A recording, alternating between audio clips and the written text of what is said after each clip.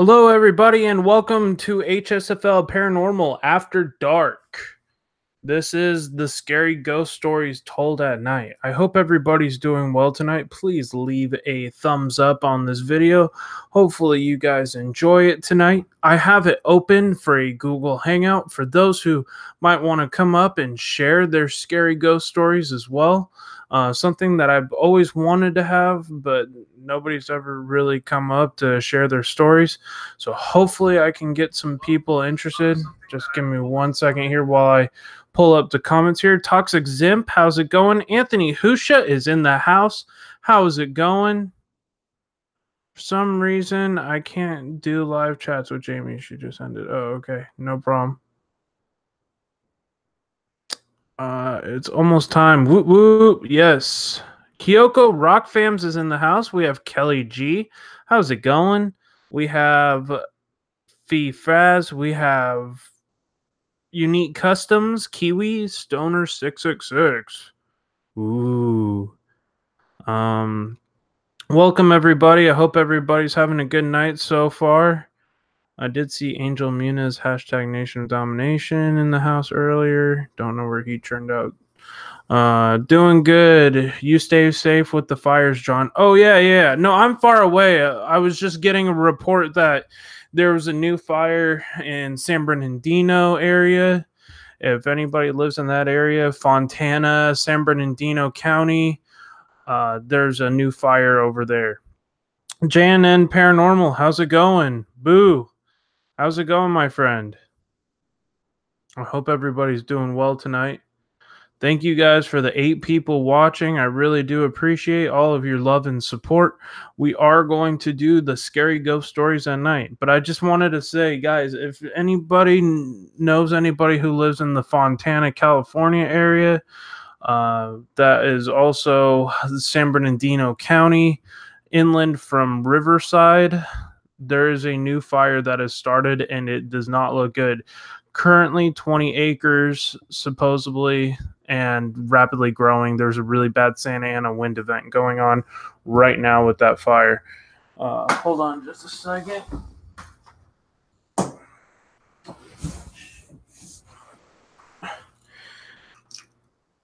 I got the new merch on tonight. You know what to call me, John.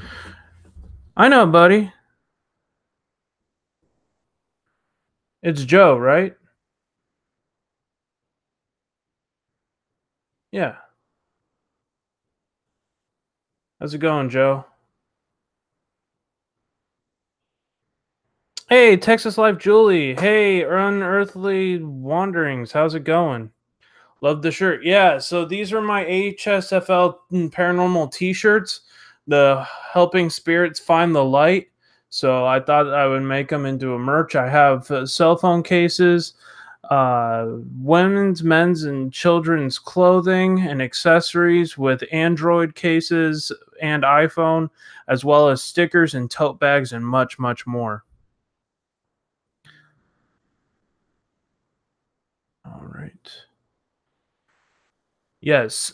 HSFL stands for Helping Spirits Find the Light. I am live right now. Hold on. I just got a message here. All right. Damon Clark. Okay. Hold on. Trying to make sure here that I have all the information up and current. Let me get back to the live stream here. The cell phone cases won't work for my Galaxy S5. Oh yeah, I think they stop at like Galaxy S7. Nice, I see you're moving up there big time. Yeah, I've been working really hard on my channel, making sure I get out a lot of content, a lot of live streams, trying to do some different stuff on my channel. I do a lot of networking with other channels to help other channels grow. Hey, how's it going, Ray the Fam? It's good to see you, my friend. Ray, do you know anybody in the Fontana area? Or Hey, there's Angel. Does anybody know anybody in the Fontana area or inland San Bernardino County? There's a new fire being reported there tonight. So, guys, just stay safe if you're in the Malibu and the Wolseley fire, or near the campfire near Sacramento, or now in San Bernardino. There is a new fire going on. I believe it's in just north of Fontana. So there's a lot of stuff happening. You have a Samsung Galaxy S8 unique customs. That the phone cases should work for those. If you go click on my link for the merch, here I'll have Nightbot post it again here. Hey, Pet Pusha by Lata Santini. Santini. Hope I said that correct. I'm sorry if I made a mistake. So, if anybody would like to get one of these T-shirts, I have jackets, hoodies, coffee cups as well, stickers, tote bags, men's, women, and children's clothing. I have a bunch of stuff, so make sure you go check that out. Donna Rock fam, how's it going, my friend? I hope you're doing well tonight. Oh, okay. Gotcha. I was just trying to make sure with some of my California friends. I'm in California. I'm far enough away from the fires where we're not getting anything, but there are a lot of families being affected by these fires. So I just want to keep up with the fam, make sure everybody is updated, those who live here in California and are dealing with this horrible wildfire situation. So, yeah, there is a new wildfire that got started, unfortunately, and the Santa Ana winds are really, really bad in Southern California right now. And this fire is and it's completely out of control, by the way. And this is in Fontana, California. So I just wanted to make sure everybody was up to date. It's about 40 acres as of right now, and it's growing very rapidly. I'm just trying to keep up with the comments here. Good to see everybody. 16 people watching, guys. Smash that like button if you haven't already. Help support the channel. Thank you for all of your love and support. Seriously, you guys are what makes this channel grow and grow. Yeah, it's rough to see all the fires. It's weird because I just moved back here from the East Coast. I didn't know how bad it was back here with the drought. I thought it had gotten a little bit better, but apparently it actually got worse. Does anybody have any ghost stories that they would like to come up and share tonight? Got my green tea tonight to try to stay up.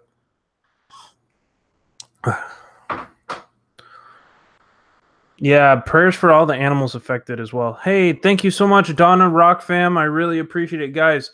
Yeah, share this out on Facebook, share it out on Twitter. Make sure you go and send this out to your followers as well. Let's come as a community, help one another. Guys, support each other in the chat. We got some amazing channels like Texas Life Julie, Donna Rock fam, Ray the fam, who is also another paranormal person. Make sure you check his channel out. He's an amazing, amazing YouTuber. We got Unearthly Wanderings. We have JNN Exploration and Paranormal. Guys, make sure you go check these channels out.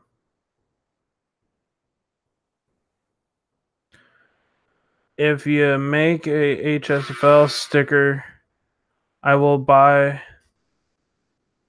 I have HSFL stickers on that merch page. So if you click on the merch, which is !merch, I think they're $5 a piece or something, and you can cut them to size. The mounts are only $5 per sticker, and it goes to support the channel and help this channel grow.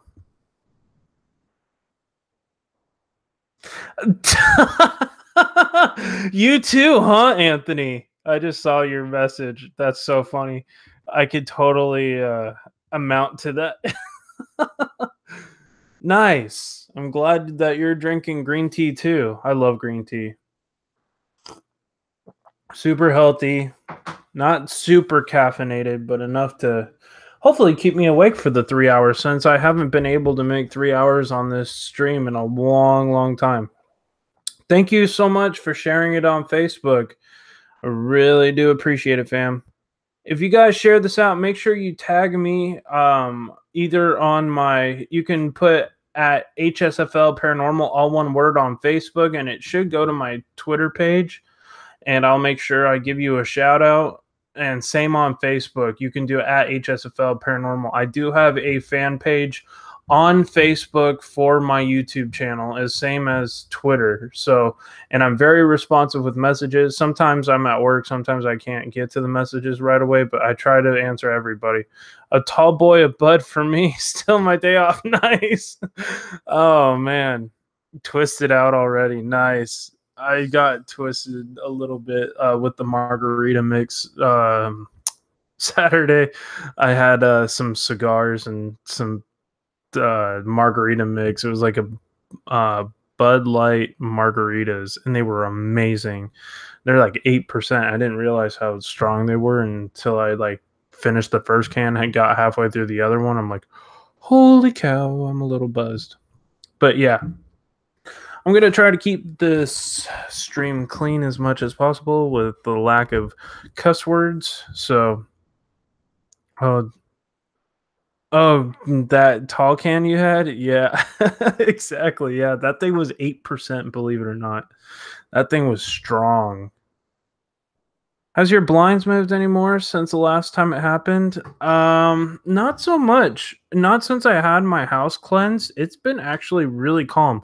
There's been a few weird occurrences. I actually have my EMF reader, so I might bring it out tonight. That way you guys can see it. I'll have to go grab it real quick. It's in my room. I'll be right back.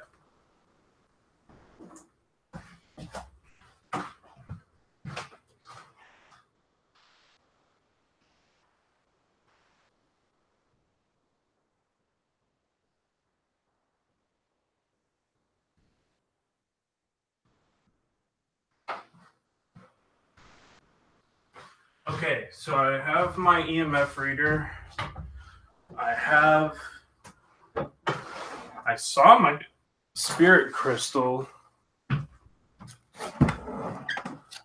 Here we are. Okay, let's sit down. Okay, so there's my EMF. Maybe I'll try to scooch that one back. And here's the spirit crystal, even though it's not the best view there.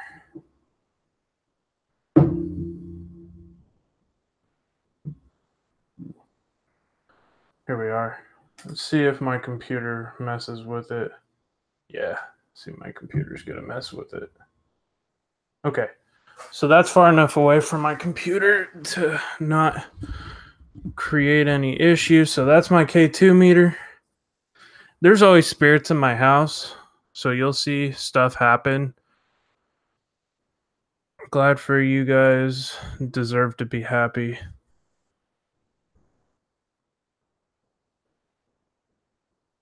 Hey, Smurfalicious, how's it going? Come in here to smash that like button.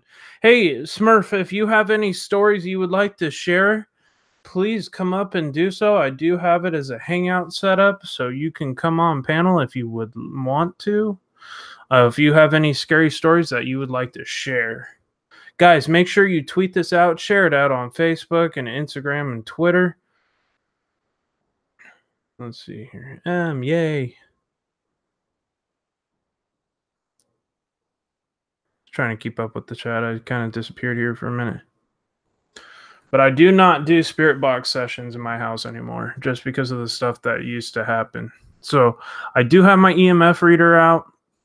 Oh, to those people who haven't seen what I got, I have a story when you're ready. Okay, can you send me your email address? And I will try to copy that over. Oh man, I gotta do this. Hold on.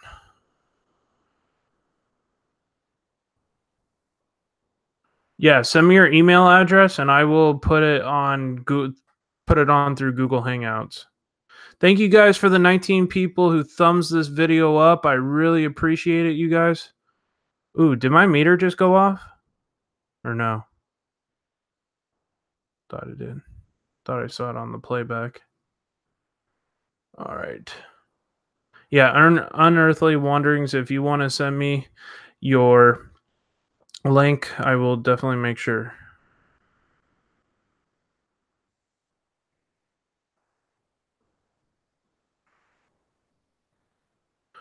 Nice. It just went to the second green. Okay. Yeah, there's some minor activity in my house. I feel like it's more of that positive or more friendly energy than what it used to be. Have a good night, Donna Rock fam. Okay, gotcha. No problem. Thank you so much for coming by. I really appreciate you. Take care, my friend. All right. Okay. Yeah, Unearthly Wanderings. When you have a chance, either tweet or Facebook me, and you can send that out.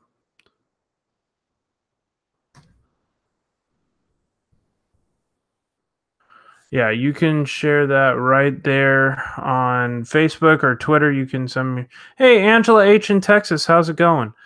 So, those who have not seen this, I got a new ghost hunting camera. It shoots in 4K and in full IR. So, that's actually the IR lights. I actually cannot see those lights in person, but some reason it shows up on this camera. So, that's kind of cool. This is the multi-spectrum,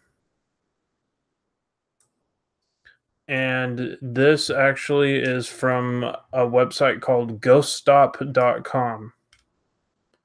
This is not a paid advertisement for them. I just think they're a really good company, really high quality products. So if you need to think about investing into some equipment, this is the place to go to.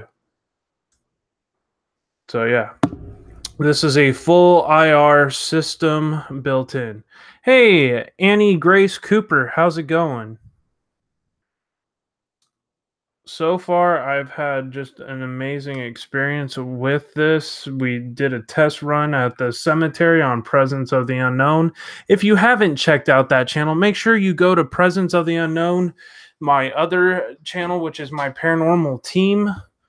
And he might drop by later. But Joe is the owner of Presence of the Unknown. We co-own that channel. There we go. POTU. So subscribe to my channel, Presence of the Unknown. There's the link there that Nightbot just posted. Make sure if you're subscribed to this channel, please go make sure you subscribe also to to Presence of the Unknown. You will be absolutely amazed. You'll see all of our night vision cameras working in unison. We have lots of crazy experiences that we have been on, whether it's the Green Hotel or the Murder House and much, much more. We're still working on some trips to go on. We're hoping to do the Queen Mary and the Padre Hotel and the Whaley House in San Diego. So we have some investigations coming up. So hopefully soon we will have some more trips. But we're going to do some smaller stuff in between. Alrighty. So, Unearthly Wanderings, are you still here? Let me know in the comments if you're still here and you want to share your story. I just need your email. Oh, gotcha. Just tweeted you. Okay. Twitter.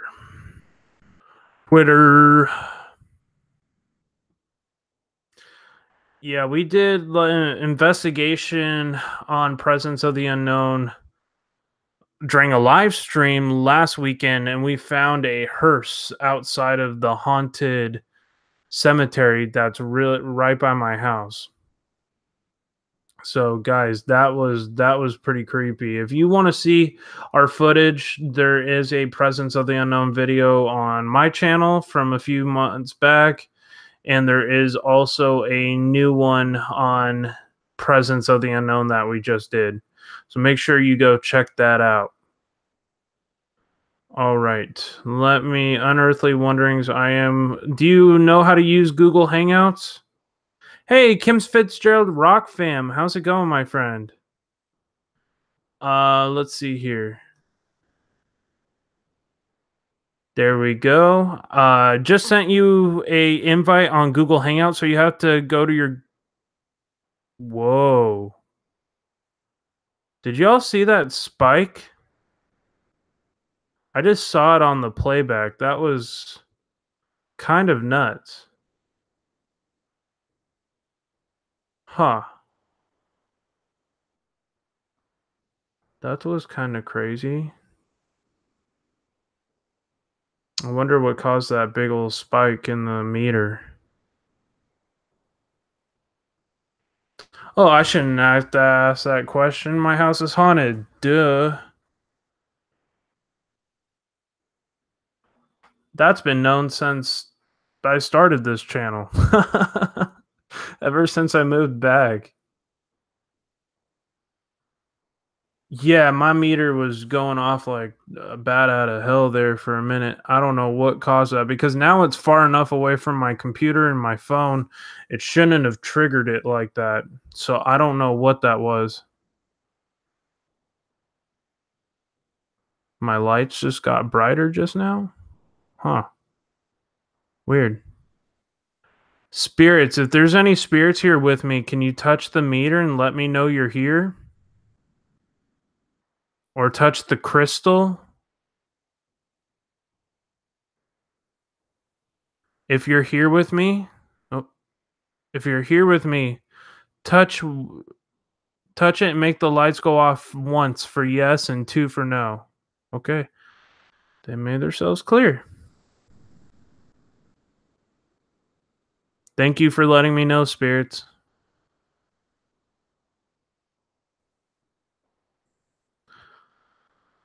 Oh yeah.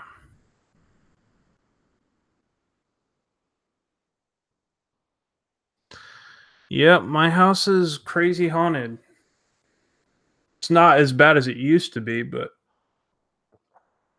I can't change what was already here. I just got rid of the thing that was following me. So, yeah, I brought a demonic, at least in my mind, I think I brought a demonic presence home. It could have just been a super evil spirit, but the images that I was getting on my live streams with the ghostly faces that were appearing in my streams was like totally unworldly and not human like. I was waking up with scratches on my neck, my wrist, my hand was bleeding when I woke up one morning. Now I have a blessed cross that I have with me all the time. I have a Bible in my room, a blessed cross, wooden cross that's in my room attached to the door. So yeah, I have to make sure I do prayers too all the time. Thank you for the 20 people who are almost 20 people who are watching right now. If you haven't already, make sure you smash that like button, fam. Welcome back, Smurfalicious. Unearthly Wanderings. Did you go to Google Hangouts? I might have to send you a private message with the link for the Hangout. And then that way you can just click on that and then accept it. Here we go. Hey, Unearthly Wanderings, is this you? Yes, this is me. How are you going? I'm doing well. How are you, my friend? Not too bad. Just getting used to all this new technology. I hear you. It can be quite stressful at times. It certainly can be. Absolutely. Thank you, everybody who's just joining us. Unearthly Wanderings has now just joined us. So I believe this is your first time on my stream. So, guys, make sure you go support her channel. And let's see here. Let me grab your link real quick. Thank you. No problem. So, do you have a scary story for us? Yeah, it's a story that I wanted to share with you guys. It's at the time it wasn't scary for me, but looking back on it now, it probably looks to be scary. So when I was about 5 years old, Mm-hmm. my parents bought a home, and it was in between two country towns. So it was one or a few houses in the middle of nowhere. Mm-hmm. Um, so at the time, I adapted to the house and acquired a little friend, a little girl. Mm-hmm. And I used to play with her. And I don't think at the time I quite knew that she wasn't real. Oh. And she was a ghost. So I started sleepwalking. And according to my father, what I used to do is go to the lounge room. I'd walk around the coffee table, counting how many times I walked around, and I'd walk back to bed, and I'd have conversations with her in my sleep.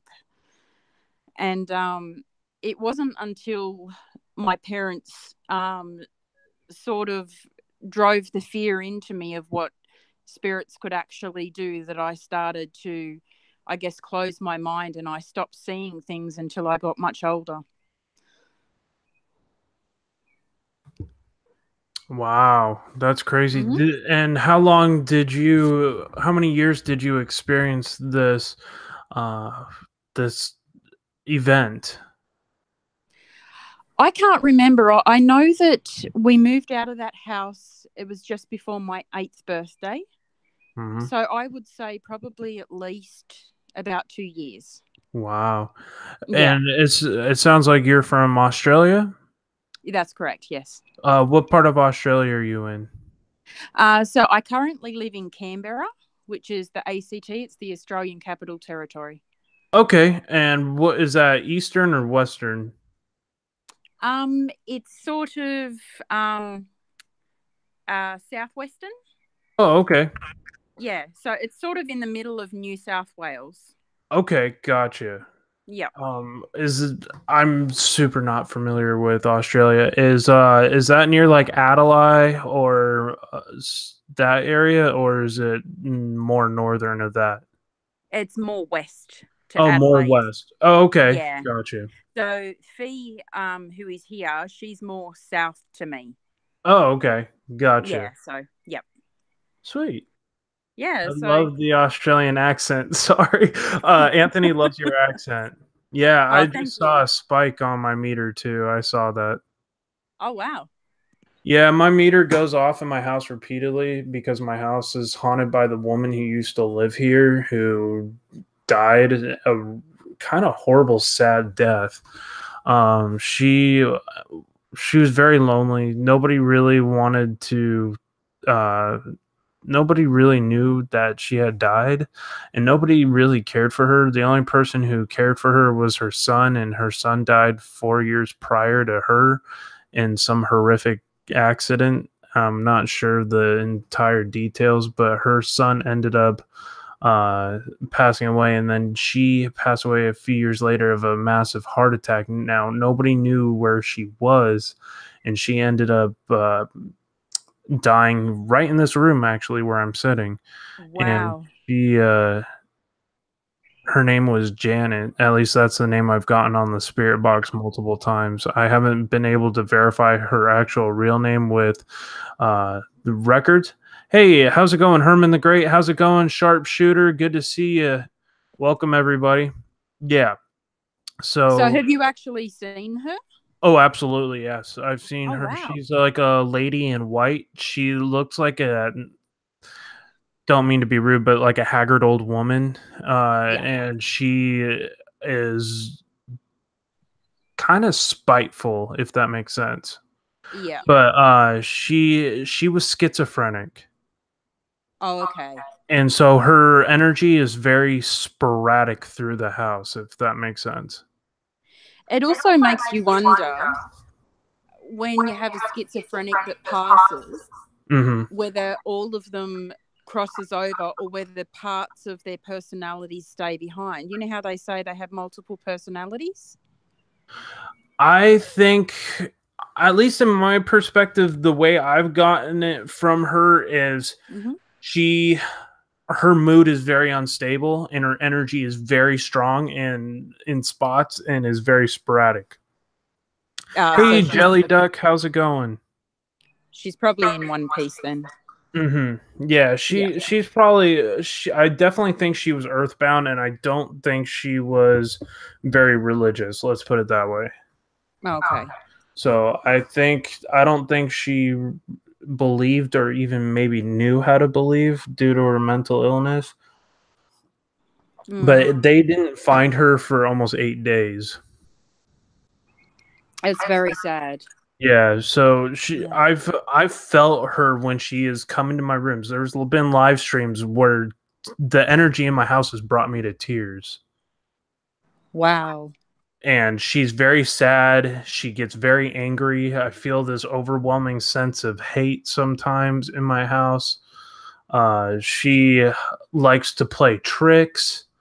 And this isn't the same spirit that I brought home from one of my investigations, that evil demonic spirit that I brought back from one of my investigations. No, she did not kill herself. She ended up dying of a massive heart attack, but nobody knew that she was dead. So neighbors complained of a smell. That's how they found her. And she ended up, yeah, she was not in good shape, let's just put it that way. It was like supposedly in the dead of summer, and she was very decomposed by the time they found her. Oh wow. And they actually had to rip out this entire room supposedly and re-put it together when after that. So did you know about this before you moved in or after? See, my mom had already lived here. This is my mom's place. I just rent a room from her. And I didn't figure this out until after I had gotten all these answers on the spirit box. And then when I started questioning, my mom started telling me all the history. And when I started doing the research on the home, I found out more stuff, just not her name. Oh, okay, so it was validating everything. Oh, yeah, it validated to the T what was going on. Wow. I was blown away by the accuracy. Like, I should not have been able to know that off of what I thought was radio static and some mumbled voices. But I mean, these were legit like answers that were coming to me on the spirit box. That's what makes, when you put so much hard work into investigating the paranormal, it's moments like that that makes everything worthwhile. The Yeah, validation. it is very sad that somebody could be so lonely and not Yeah. care for her. Unfortunately, I guess she was, according to the neighbors, like she was very just out there and she didn't want help. Yeah. And so she like tried to push other people away, and then she was constantly on and off her meds. It was a very bad situation. And Yeah. then I also have the spiritual energy from the murder suicide that happened in the house next to us. I've heard gunshots on my SB7. Oh wow. And then I feel the man who killed his wife. It was, yeah, it was the man who killed his wife. He and then he ended up killing himself. He was like a very bad person, and like I can feel his hateful energy through the entire. I used to be able to feel it more and more. I ended up like I think being able to sage his energy out of my house because I was feeling so many different spirits that were going on, and so far the only person that's really stuck around was the strong energy from Janet, because this is her home. Okay. And but the murder suicide, like I've communicated with the wife who got shot, and she'll say, "I'm dead. I don't know where I am." She was lost after the shot, and I think she was like one of those people that just did not want to seek help from the domestic disputes, and Yeah. she was just so attached to this asshole who did that to her, and then he just lost his mind, and he ended up killing her and then himself. Love makes you do crazy things. It really does. Oh, it does. Well, if Oh, you call that love. I'm firsthand experience of that. Yeah. I think we've all had that tragic tale. Yeah, exactly. Uh, Welcome back, everybody who's just going to rejoining us. Thank you guys for the 15 people watching right now. I do appreciate everybody here. I hear birds. Was that your live feed with the birds in the background? Yeah, I'm actually outside at the moment. There's a few birds out here. Oh, nice.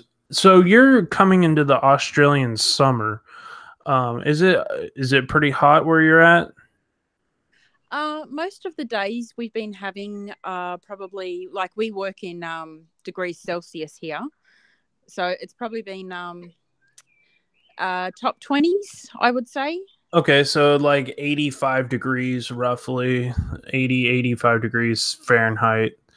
I Yeah, think that's like what it translates. So it's a nice like late spring, early summer kind of day. Doesn't sound too yeah, bad. like t-shirt weather. Yeah. Yeah. I met some people from Australia and I can't remember. They were checked into the hotel tonight where I work at and they were saying that where they are was starting to get into the mid 30s. I was like, that's Yeah, pretty warm. yeah, it is. Yeah, definitely. The middle of summer here will have tops of we could reach 40 or a little over 40. Ooh, That's really that's warm. dangerous. Yeah. And to put that into translation to people here, that's like over 110 degrees Fahrenheit for the people in the Yeah. United States. That's really, really scary. Yeah, that's quite warm. Yeah. That's when you're inside all day with the air conditioner on and it's not really doing anything. Now, now, do you get a lot of like the poisonous, venomous snakes and stuff where you live, or is that more northern or southern to you? No, we do actually get a lot of brown snakes where we are, and yeah, they're the most venomous. Yeah, Um, they're to put it into perspective, they're number 3 on the most venomous snake list in the that's world. correct. Yeah, Yep. they're the I guess it's neurotoxic venom that they have is some of the most destructive neurotoxic venom in the entire animal kingdom. But sorry, I interrupted you. I'm fascinated by venomous and poisonous things. That's okay. I'm probably going to have to go in a sec anyway. I have to get my kids organised for the night. It's probably 6:30 here in the afternoon. So Gotcha. yeah, but thank you very much for having me on, and a No big hello problem. to everybody. Absolutely. Guys, please make sure you go support Unearthly Wanderings and her channel. She is trying to grow her channel. There it is. James just posted it. Make sure you go click on that link. Thank you so much, and thank you everyone. No problem. Have a great rest of your evening. You too. Thank you. All right. Take care. Bye. So, guys, I hope you liked that story. That was truly incredible. Like that, she didn't even know that what she was dealing with was actually a spirit. She thought it was just another kid that she was playing with, and inadvertently, kind of got to know this child spirit. So that's really, really cool. Getting ready for dinner here. Oh, nice. Yeah, she's awesome, guys. So please go support her channel. Awesome, awesome channel. There it is. I just reposted it there. Unearthly Wanderings channel. Please go support her. If anybody else has a scary story that they would like to come up and share here on HSFL Paranormal, a paranormal related story or a ghost story, maybe something freaky that happened to them that was unexplained, I'm totally open to anybody who wants to come up and share. Hey, Atlantis Paranormal, how's it going, my friend? Sorry, I forgot to shout you out. Hope you're doing well tonight, my friend. Yes, paranormal friends. Are you working tonight, Atlantis?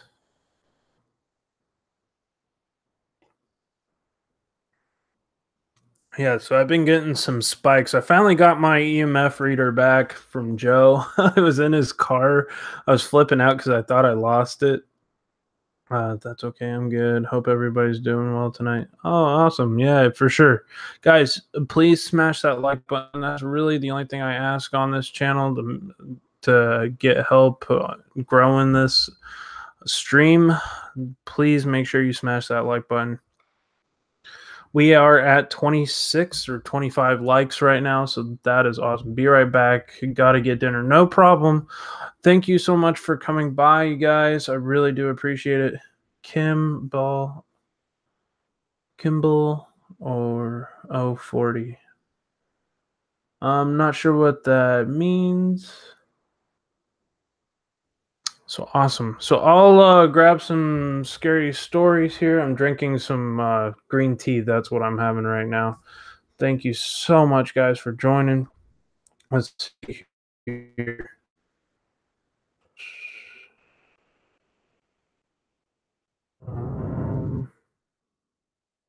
Scary stories. There we are. All right. Can everybody see my stream still? Hopefully I don't get kicked off of it like the last few times. For whatever reason, my internet's been like shutting off at 2 hours.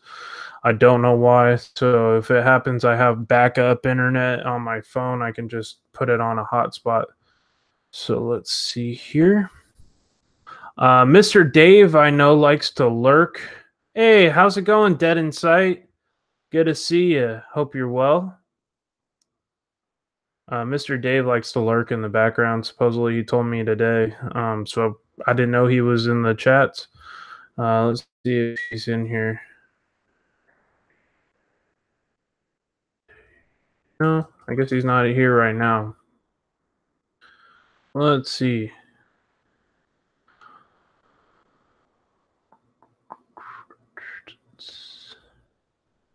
Scary stories. All right.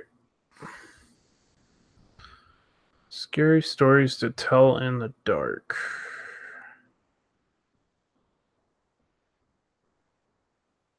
Do that one. See if I've read some of these.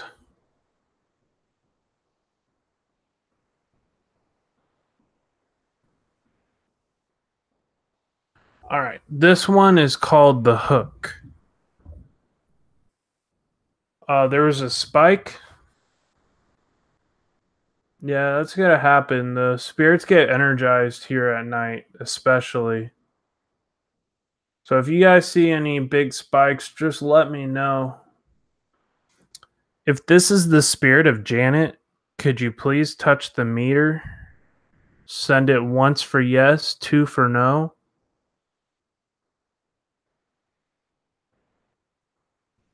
You can touch the meter or the crystal and let me know if you're here.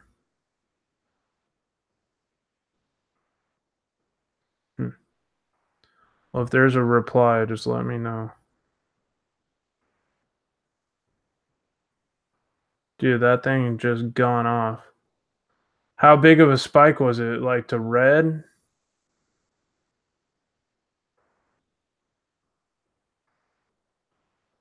Thing's far away from my phone and my computer. And I know my camera doesn't set it off. Crazy. Okay. All right, I can see your chat here. Yellow. Oh, cool. Alrighty. Hey, Amina's Kitchen. Welcome.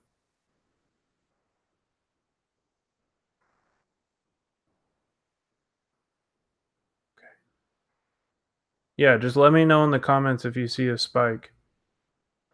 One summer night, a teenage boy was going out on a date with his new girlfriend. He picked her up at her house and they drove out to the edge of town. They parked the car in a scheduled spot that was well known as Lover's Lane.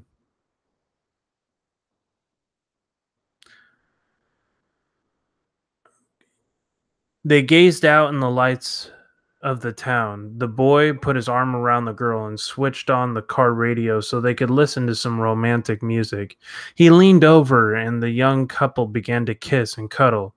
Just as they were getting into the mood, the music suddenly stopped and the newsreader's voice came over the radio. This is an emergency announcement. Earlier tonight, a crazed murderer escaped from the state mental asylum. Police are warning citizens to be on their guard since the patient is considered armed and extremely dangerous. This insane killer is nicknamed the Hook Man because of his loss of his right hand in an accident and was replaced with a steel hook. Everyone in the area should be on the lookout for a man fitting this description. If you see anything suspicious, please report it to the police immediately. The girl began to get very frightened and asked to be taken home. She knew that the state mental asylum was not far from Lover's Lane. She was worried about the remote area where they had parked, and this was the perfect spot for a deranged madman to lurk. The boy was feeling brave and assured that his girlfriend was perfectly safe. He locked all the doors and tried to kiss her again. The girl became frantic. My mobile phone is very far away from the EMF reader, and my computer is too. And my camera is actually not affecting the EMF reader. I have tested it multiple times. The camera doesn't set it off.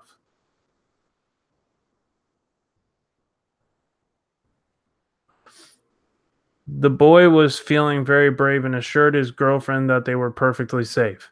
He locked the doors and began to kiss her again. The girl became frantic and pushed him away, insisting that they leave immediately.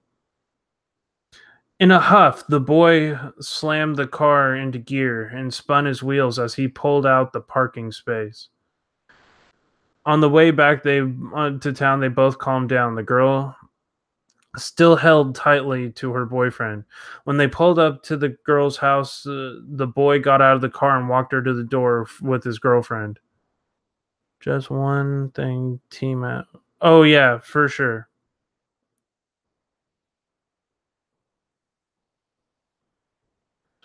One thing, team out with one member of us. Okay.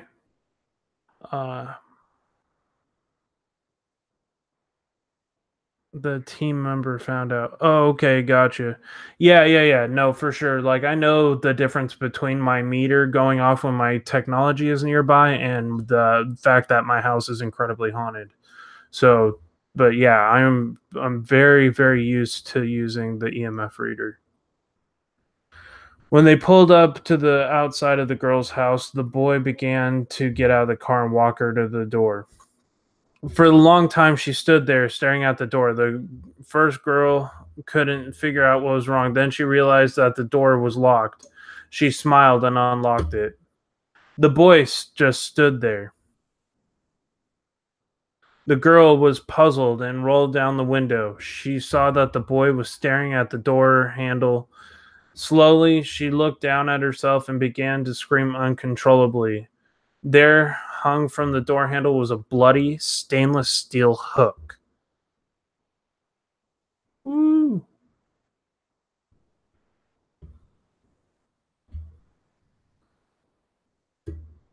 So that was that one.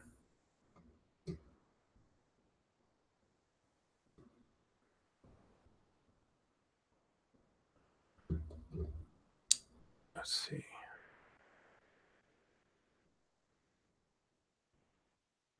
Sorry, I'm trying to keep up with all the chat here. Thank you for the 13 people watching right now. I do appreciate it. We did have one guest share their story on here. Uh, Thank you, Amina's Kitchen. I really appreciate that. Guys, I do have my new merch, my new HSFL t-shirts. If you'd like to support the channel, you can go into my merch store and go get one of those t-shirts. Hey, Belinda, how's it going? Welcome to the stream. I hope you're doing well, my friend. Native Grammy, how's it going? So that was the Hook story. They started so good and then it got weird. So a lot of these I have already. Okay, this one's called Cold as Clay. There was once a wealthy farmer who had a beautiful young daughter. He cared for her more than anything on earth, and his heart, and he called her his heart's delight. Many young men came over and visited her and asked her hand in marriage, but she wasn't interested in any of them. One day she met a boy who worked at the stables and she fell in love with him. The boy came from a poor family, and the farmer did not think he was a good enough match for his daughter. Keep them apart. He sent the girl to live with her uncle, who was 50 miles away. After the girl left, the boy fell into a depression. Trying to forget all about his lost love, he took a job as a sailor and went out to sea. On the voyage, a young man got sick and gradually wasted away. When he died, everyone said it was of a broken heart. When the farmer learned of the boy's fate, he was so guilty that he could not bring himself to bear the bad news to his daughter. Unaware of her lover's sad end, the girl continued to dream about the bright future that they would have one day. A year passed. In a dark night, there was a knock at her uncle's door. When the girl opened the door, she found her lover standing there, holding the reins of a pale white horse. Your father asked me to come get you, he said. Anything wrong? Said the girl. You'll see when we get there, he replied.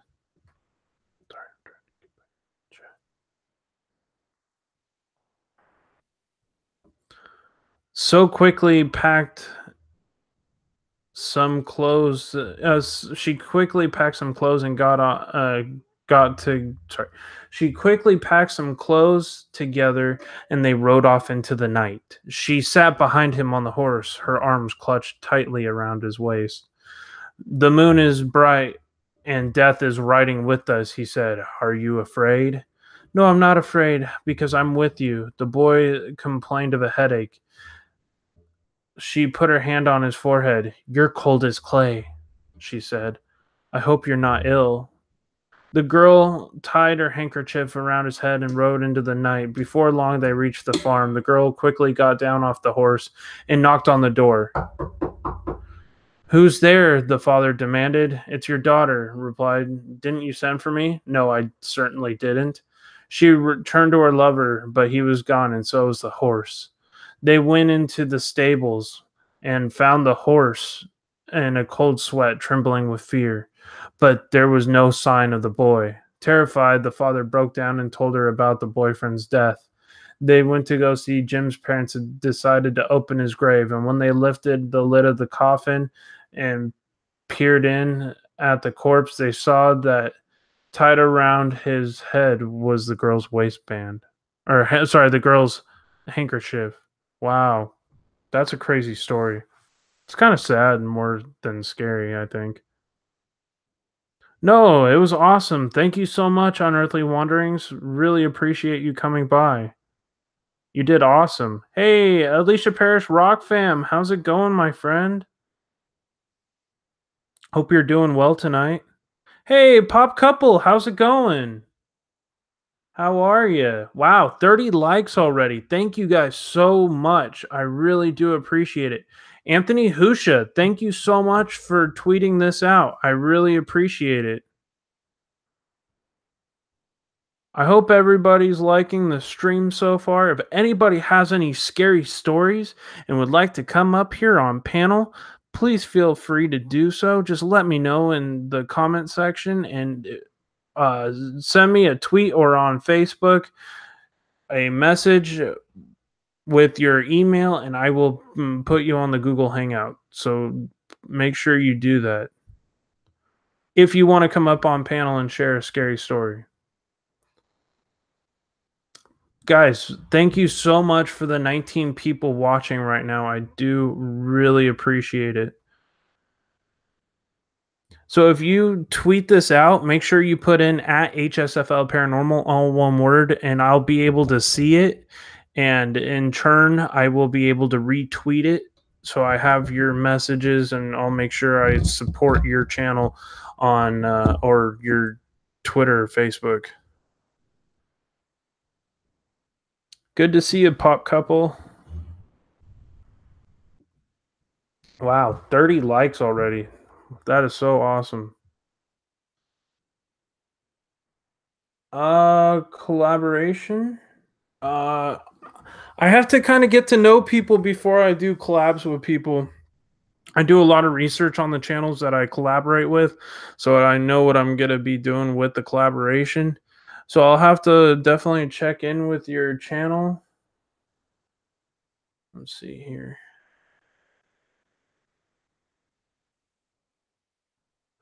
Okay, so I'm supporting you. Your channel doesn't have any content, so I don't know what I would be able to help you with on your channel, but I would always be welcome to ideas. Just let me know in the comment section. Hey, Irish Whiskey Paranormal. I know you got some good ghost stories. Do you want to come up on panel and share? You're always welcome up here, Irish.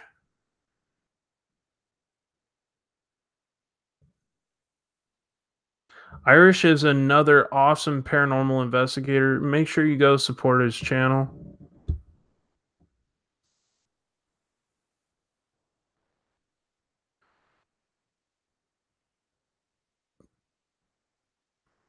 Things are going good, Pop Couple. Just relaxing, having fun with you guys, sharing some scary stories. All right. Sorry, I'm trying to see the chat here. Whoa, look at that spike. Holy smokes. Wonder what that was from. Oh, okay. Gotcha. No problem.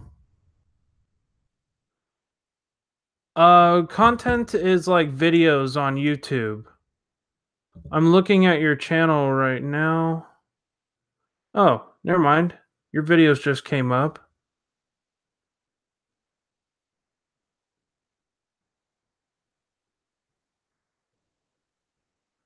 You do a lot of cooking stuff on your channel?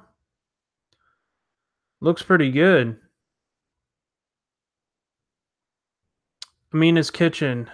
Your food that you cooked looks really, really tasty. I don't know what I would collab with you on your channel. Yeah, there's crazy spikes going on tonight with my EMF reader. First time I brought it out in weeks. So enjoy, fam. They get excited about these stories, I think. So let's go to another story here. I think it's still spiking. Okay, you want to do it another night? That sounds good. Okay.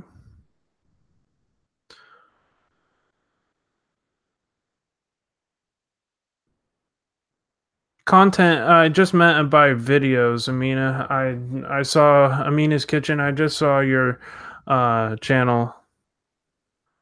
Or excited about me. Yeah, exactly. Hopefully it's not that crazy spirit that we were dealing with in the cemetery on Presence of the Unknown. That would be pretty wild, wouldn't it? Hey, thank you for the 20 people watching right now. I do appreciate your guys' support. If you're just joining us tonight, please make sure you smash that like button, fam. Uh,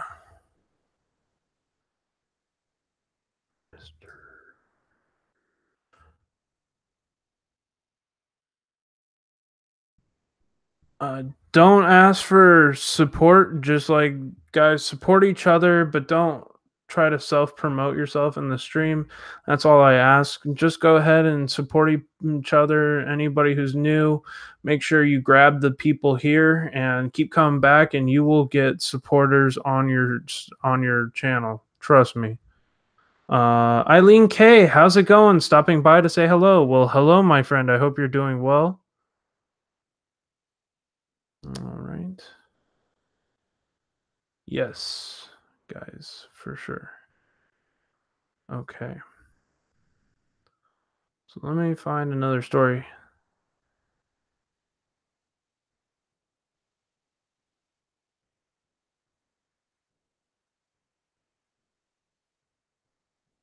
Okay, so this one's called The Window. Many years ago, there was a one-story house that stood. Okay, no problem, Kim Fitzgerald Rock fam. Many years ago, there's a old one-story house that stood upon a top of a hill. The locals called it Cortland Grange. Three young people lived there, a girl and two brothers. One hot summer's day, let me make sure I have so there's 5. One hot summer's night, they were all sitting in the veranda, enjoying the cool air. They watched the sunset as the moon came over the trees, and they all decided to go to bed. A few hours later, the girl was laying in bed, unable to sleep because of the heat. She was to gaze out the window, watching the moon move through the sky, and something caught her eye. She saw two lights moving through the woods in the graveyard at the bottom of the hill. The eyes looked like some strange animal, and she could not make out what kind of animal it was. She kept her eyes.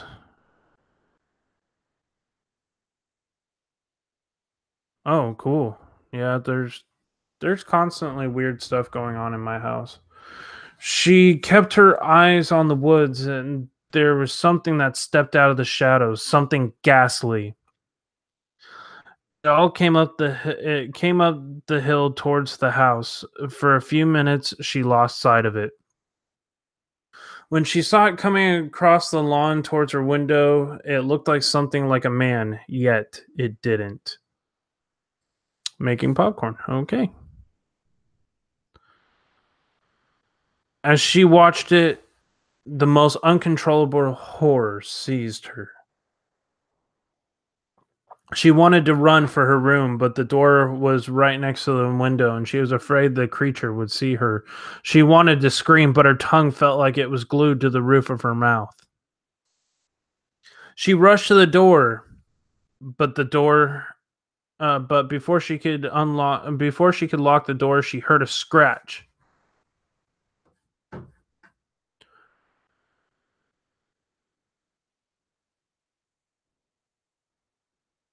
When she turned around, she saw a hideous, shrunken brown face with flaming red eyes glaring at her. She tried to scream, but was so frightened she could not make a sound. The creature broke a pane of glass in the window. Then it reached along with its long bony fingers and unlocked the window and crawled inside. The girl tried to escape, but the creature caught her by her hair and dragged her over the bed and then pulled back her head and sunk his teeth right into her throat. She let out a blood-curdling scream and then fainted.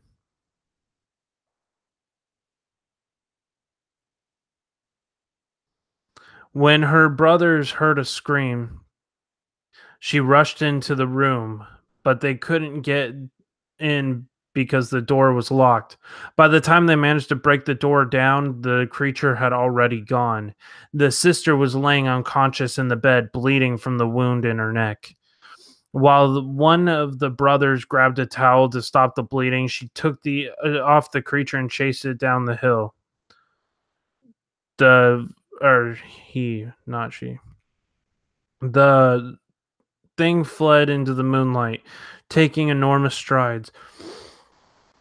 As soon as he lost sight of it near the graveyard, the brother went back into the house to see if he could help his sister. The girl was scared and badly hurt. They took her to the hospital to get the wound disinfected. The doctor put a bandage around her neck and said she should stay in the hospital for a few days. Gradually, the wound began to heal, and the doctor said she was well enough to go home. The brothers reported it to the police, but could not figure out what had happened. They said it was probably a lunatic who escaped from the local asylum. All right. The brothers did not want the girl to come back to the house and stay in the same room, but insisted.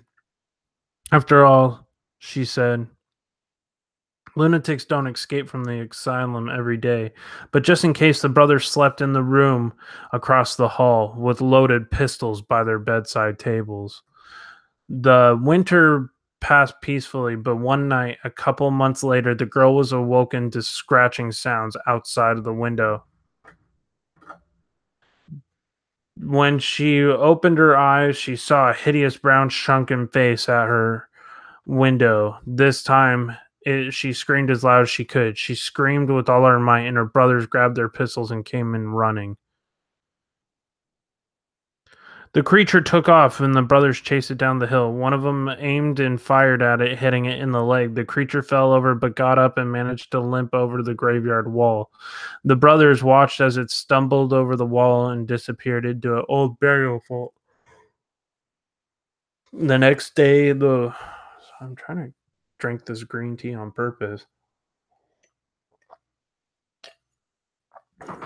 The next day, her and her brothers went down. The church demanded that the priest open the burial vault. Inside was a horrifying scene. The coffins had been broken into, and the bones and rotting flesh were scattered all over the floor.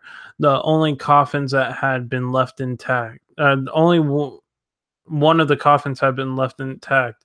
When they opened it, they saw there they lay the same hideous, withering, shriveled creature that had been attacking that girl. When the priest examined the corpse, he found a bullet in its leg.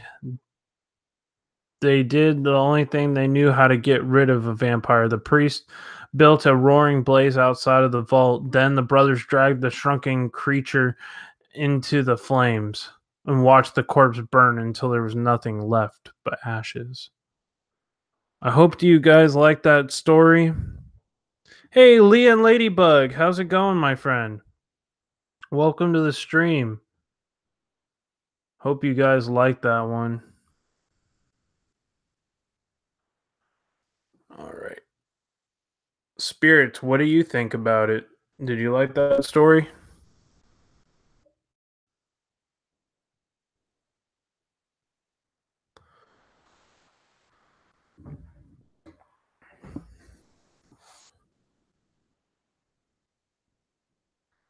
That one was pretty creepy.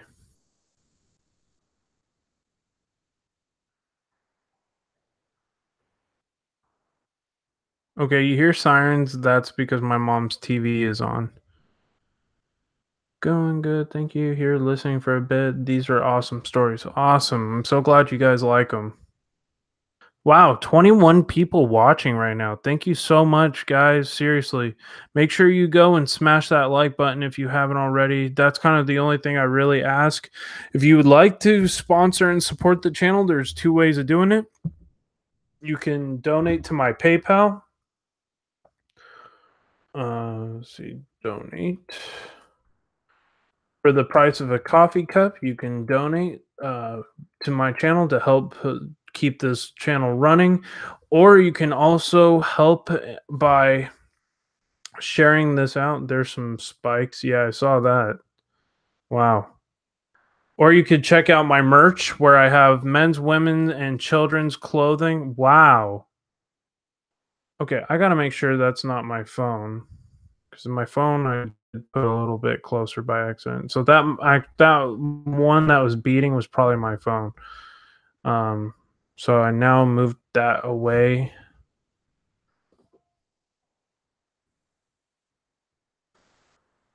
Okay, so my phone is now on my computer actually and away from the meter. I'm gonna put the spirit crystal right here. Hopefully that'll kind of maybe keep it. Yeah. So I moved the phone away. It wasn't but having issues before, but now it decided to. So okay. Yeah, I guess it was still spiking. I don't know. That's crazy. Okay, that's weird. That's unexplained. I don't know why that meter's still going off. It shouldn't be spiking like that. The spirits probably like the story. They get really active on this stream, especially after dark. I've had some weird stuff like the blinds getting pulled down on this stream. I believe that was an after dark number 4.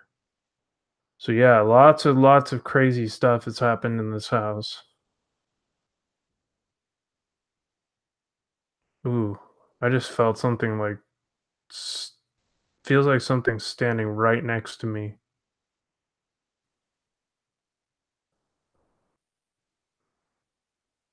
Is something standing next to me? If so, can you move the meter or touch the crystal and let me know you're here?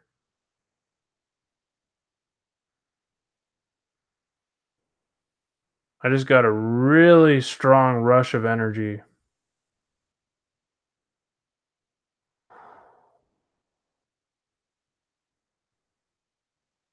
Man, that was kind of intense.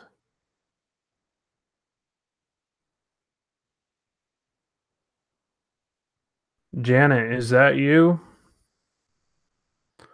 If this is the spirit of Janet, can you touch the meter and let me know you're here?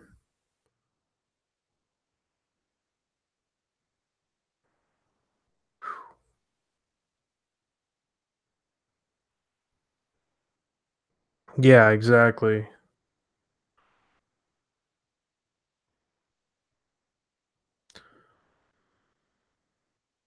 Is this the lady from next door? Or is this the lady that followed me from the cemetery?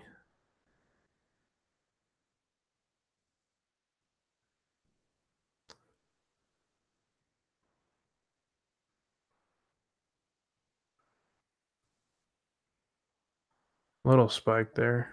Huh.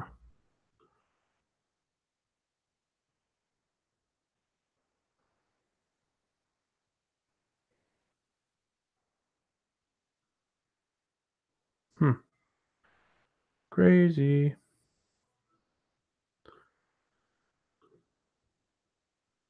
Is this the gentleman from next door? Or is this Janet who used to live in this house? If this is Janet, blank once. If this is somebody else, blank twice.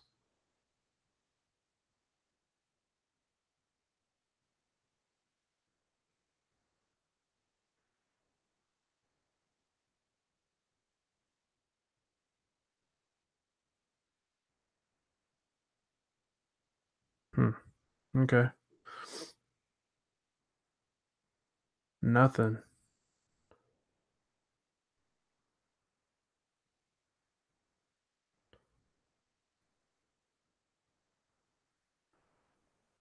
Did you follow me home? Or were you already here? If you were already here, can you light up at once if you followed me? Ooh, that's not good.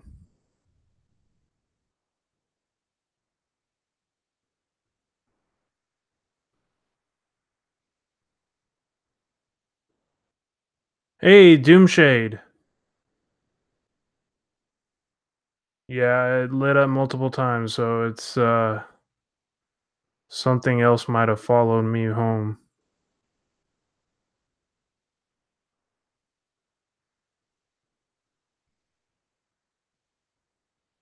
You were already here? Spirit, if you're here with me, were you already in this house? Once for yes, two for no.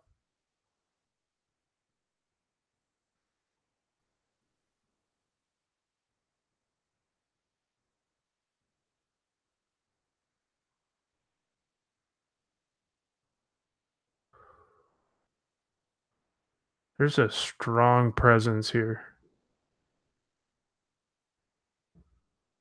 Oh, yeah, that's right. You used to be Smurf Trooper. Welcome, my friend.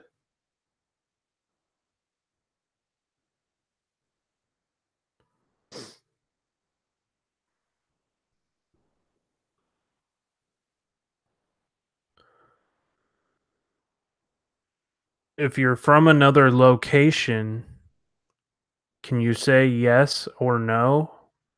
One for yes, multiples for no.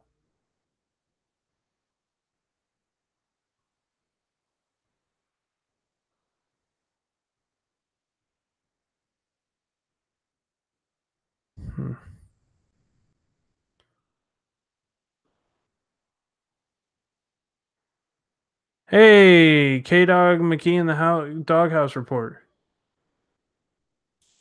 Yeah, I am 24 hours a day, 7 days a week. No, I'm not. I try not to be.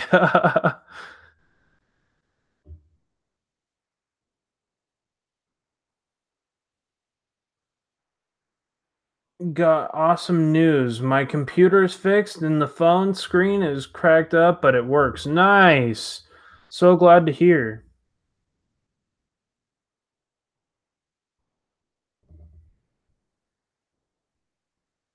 So welcome, guys. Make sure you support K Dog as well. Thank you guys for all the people watching right now. I'm gonna do like a little report here since we are an hour into this.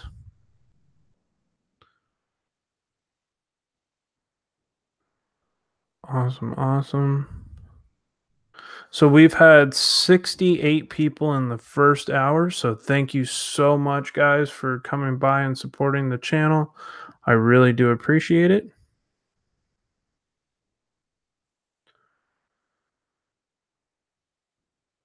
If you're new here and you haven't checked out the channel before, make sure you go and support the channel.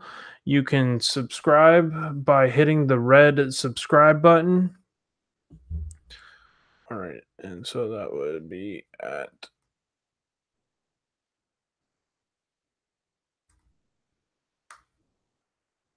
I forgot what the Nightbot command for that would be. Yeah, I think it there. Yeah, that's it. YouTube.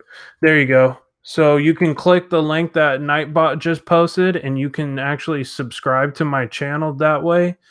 Or you can go to the little ghost on the screen in my video and click on that, and that'll actually bring you to a subscribe button. So you can do it that way. Just make sure you smash that like button, fam. Make sure you share this out on Facebook and Twitter. That's all I ask. Thank you so much for all your love and support, guys. Thank you for the 18 people watching. I really do appreciate it, guys. We should have no problem getting to 40 likes here in the next few minutes. We are at 34 likes. All we need to do is get 6 more likes. So make sure you tweet this out and share it out on Facebook. All right. So, next scary story here. There is a strong, strong energy here. Definitely will be back soon. Right now, I'm pushing a ton of hours and saved up for Christmas. Oh, okay. No problem. Wow. 14 of them. Jeez.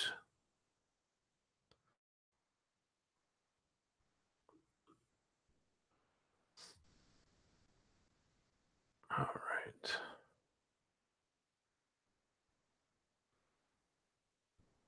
Let's see here. All right. The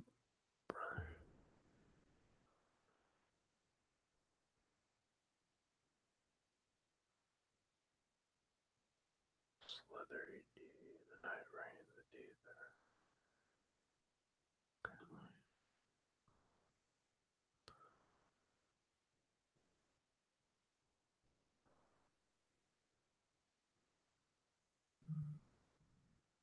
Oh, what is he? Hey, thank you so much, Unearthly Wanderings, for sharing this out on Twitter. I really appreciate that. I'll make sure I have it retweeted.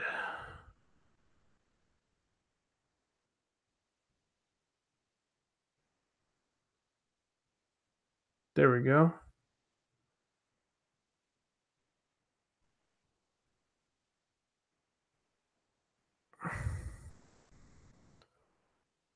Okay. Sweet. Awesome. Thank you so much, guys. Really appreciate it. We have 18 people in the house right now. Oh, just got an email. Don't know what that was from. Let's see what that email was. Ah, Fee, thank you so much. Fee Faz just sent me $5 from Australia. So thank you so much. I really appreciate it. Tara Cope, how's it going, my friend? I hope you're doing well. So yes, Tara Cope, FIFAs just sent me a $5 donation on PayPal. I really do appreciate it, guys. Thank you so, so much. All right. Fee.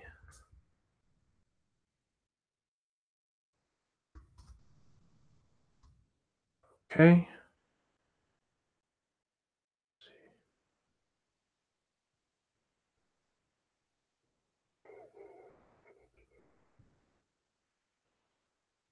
No, don't worry. That shaking was not from something spiritual. I moved the table by accident.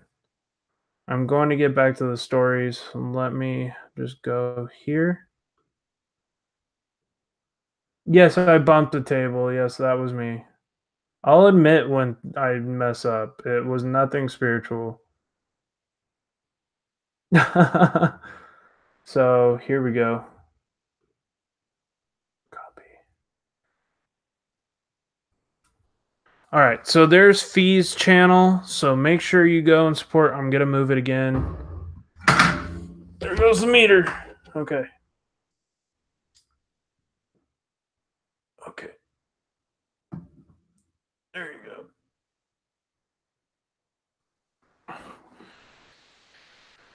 I know it's not much, but I love your channel. Oh, no, no, seriously. Thank you so much, Fee. Guys, we are 3 likes away from getting 40 thumbs up on this video. That means a lot to me. Thank you guys so much. Really, I do appreciate all of your love and kindness. Already supported her if you haven't checked her out. Yes, guys, please make sure you go check out Fee Fraz's channel. She has an amazing channel. She does some paranormal stuff. She goes into a lot of graveyards in her hometown in Australia. So make sure you go check out her channel. She does stuff with her kids, family oriented channel, also got some creepy stuff as well. So definitely make sure you go check her out. And right now she is at 187 subscribers. So make sure you go support her channel. Wow, hitting red 3 times? Wait, what? Okay. I'm gonna just do a little playback here. Oh, wow. That is strange. Hitting red 3 times. I even reset it after it dropped.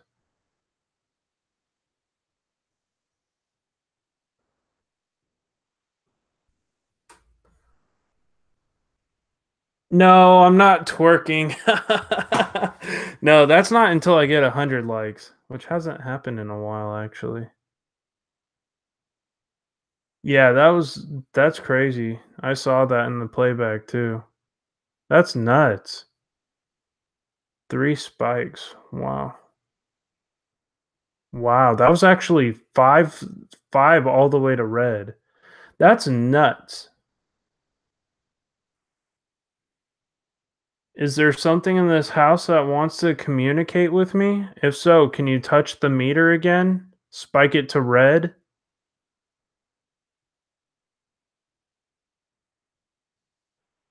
If you're a woman, can you spike the meter? Let me know. Let's try this. Hmm. I shouldn't be triggering it, which is just strange.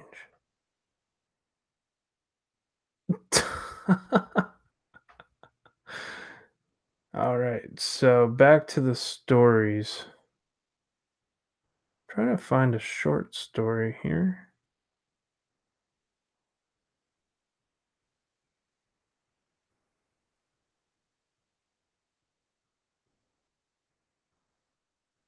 Okay, so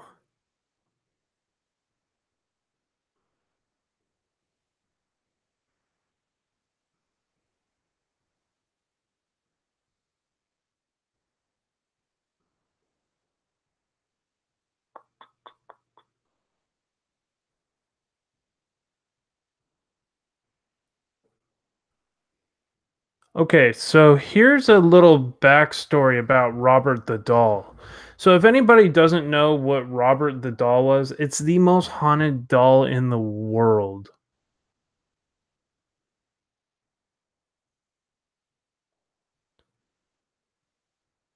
Oh, yeah, the movie The Descent is good.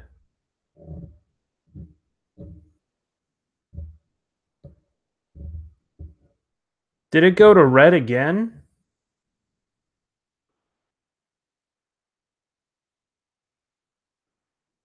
Yes, Robert the Doll. So, anybody who doesn't know what Robert the Doll is, I will give a little history behind it.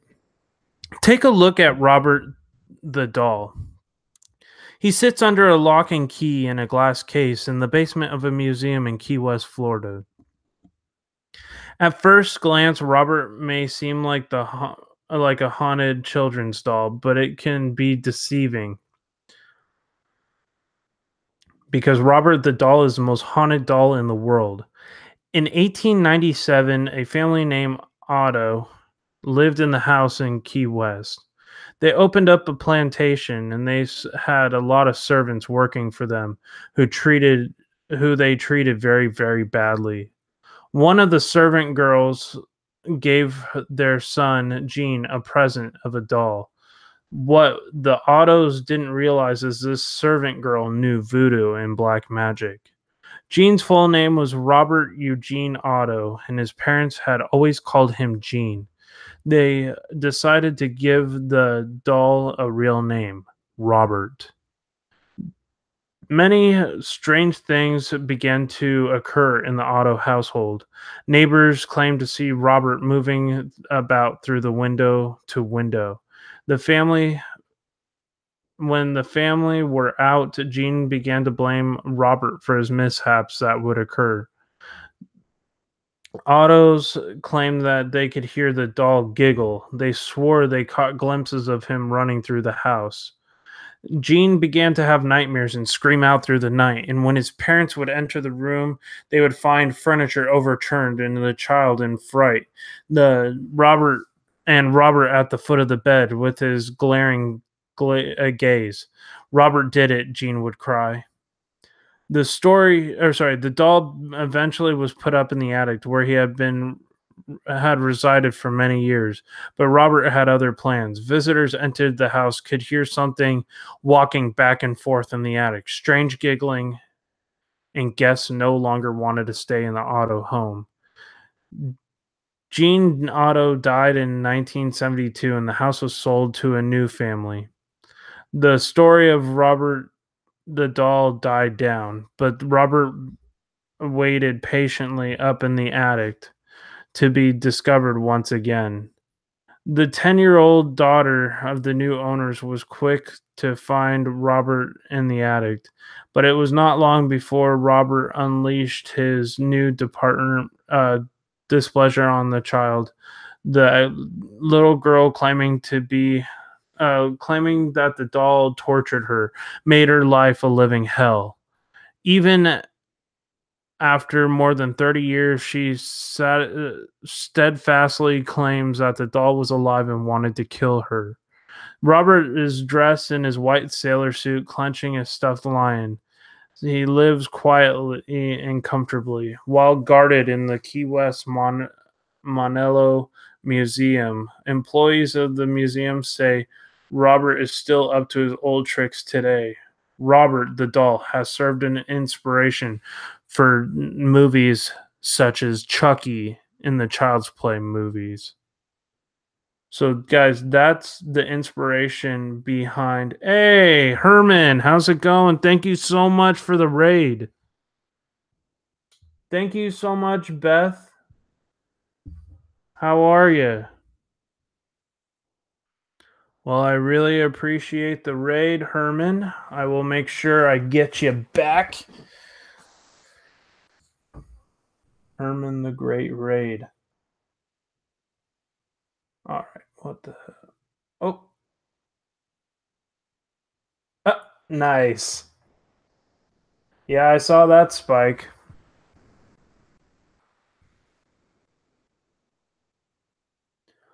spiking orange. Oh, I'm doing good. Just doing my scary ghost stories told in the dark special. Hope everybody's having a good evening so far. Thank you for the 21 people watching right now. I do appreciate all your support. Make sure you go ahead and smash that like button. Holy smokes. I am seeing crazy flashes on the EMF reader tonight, guys. This has been a pretty active night. Hey, Story of Dory, how's it going, my friend?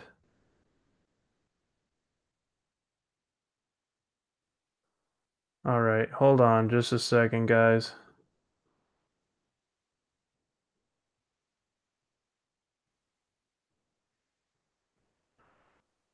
All right, Herman. Let's see what good old Herman has to say.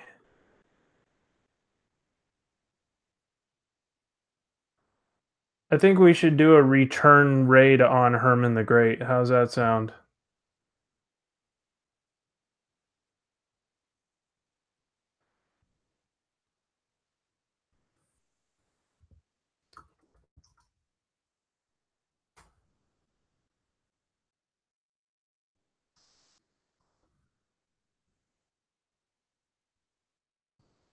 Okay, guys.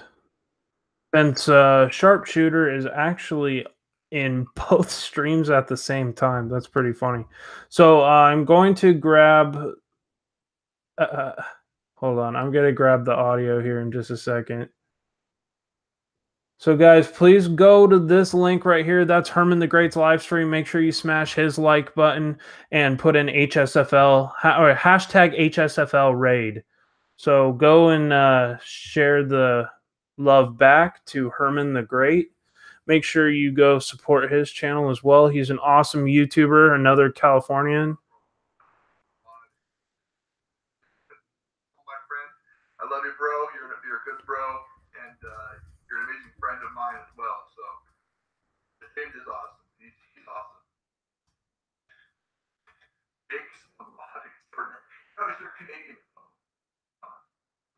Oh, HSFL raid. Hey, Anthony, welcome to the stream. Guys, yeah, make sure you go smash his like button, okay? Put in hashtag HSFL raid. Oh my goodness. This is awesome. Oh, thank you for that, HSFL. I appreciate that. Hello to you. Is that Atlantis Paranormal? Sorry about that. I couldn't read for a second. So, guys, please. Thank you for the raid. I appreciate that, John. Thank you. And yes, welcome to all the Raiders. Not the Oakland Raiders. Or the Las Vegas Raiders. Them, they can go screw themselves. I'm just gonna be honest. I hate the Raiders. So all you need to do is put in HSFL raid. You can copy and paste this and put it in his link. Now we suddenly have 15 people in here. We're bumping up the numbers. Tara, welcome to the stream.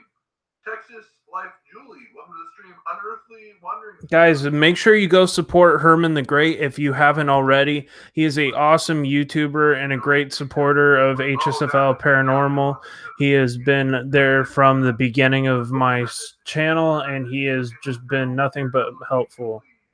Unearthly Wandering. I feel like I'm a radio host right now. Hey, Ryoko Rock fans. Hello, my friend. How are you? Thank you, HSFL. I appreciate that, my friend. No problem, Anthony. You didn't do anything wrong. Why are you saying sorry? That's okay. That's okay. No worries. I got what you meant. We cannot make the mistake of liking the Oakland Raiders. But I'm glad to have you all here. This is amazing. I love being rated. It's awesome. Never happens, but 16 people now in here. Thank you so much. I'm doing awesome, Unearthly Wanderings. How are you? Hopefully you're doing well. And then, guys, did you get the? Is that how you say it? I don't know how to talk. Go click that link real quick. Go put in HSFL raid. Yeah, I know he loves it. Hey, John, I'm sorry I didn't have more people to send over your way, man. I hope you're having a good time right now.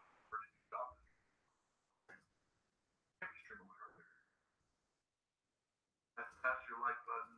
I appreciate that, Tara. Thank you. There you are, James. You're actually doing your job now. It's copy. I don't need copy. I already have enough. There's James doing his job now. He's finally doing his job. You're finally earning your paycheck, James. By the way, speaking of paychecks, everyone hashtag give me all your money. That's it. Okay, I'm doing great. Thank you.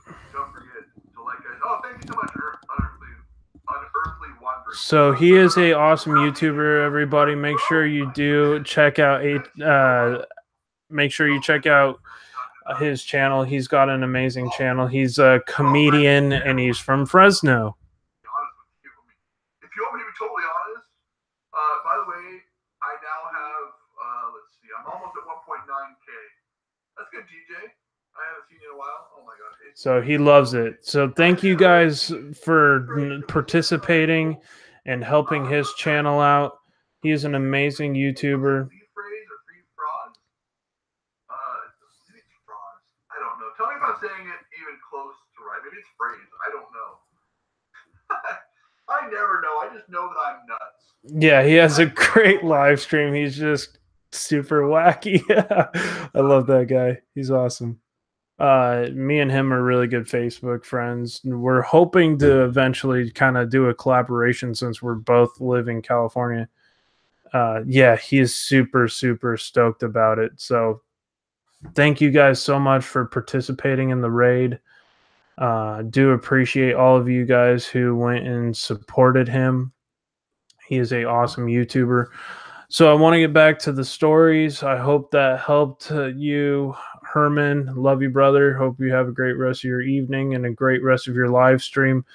Thank you, everybody who participated in his live stream. Hey, Ray, how's it going, my friend? Hope you're well.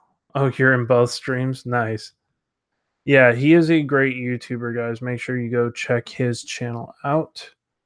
All right, let's see here. Sorry, I'm trying to keep up with the chat here. I mean, the...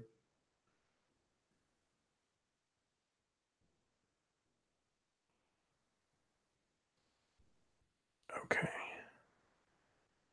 Aw, thank you so much. I really appreciate it. Yeah, I took a little bit of hits on my viewers. So that's a little unfortunate, but that's okay. I went to a good cause of helping Herman out. Yeah, absolutely. I keep forgetting to do raids. It's not that I'm not caring about anybody's streams. It's that I often forget when I'm going live to go support other people.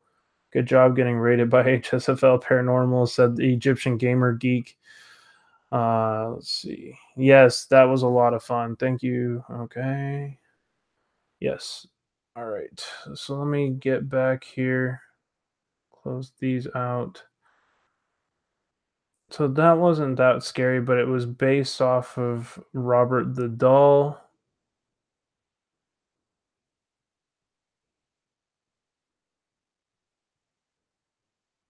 Okay, so this one is called The Haunted Hotel Room 310. This is a true story about a haunted hotel room in Oregon. The hotel owners have tried to put a hush-hush about this story for fear that nobody would come to their establishment, but the name of it is the Oregon Caves Chateau. The woman was driving back from her home in California to Washington, from home in California from Washington to California. It was late in the evening and the snow had begun to fall. Before she had finally reached the Oregon town where she planned to spend the night, tired and ready for a hot meal and a good night's sleep. She stopped at the first place she came upon, and it was an old hotel on the main street.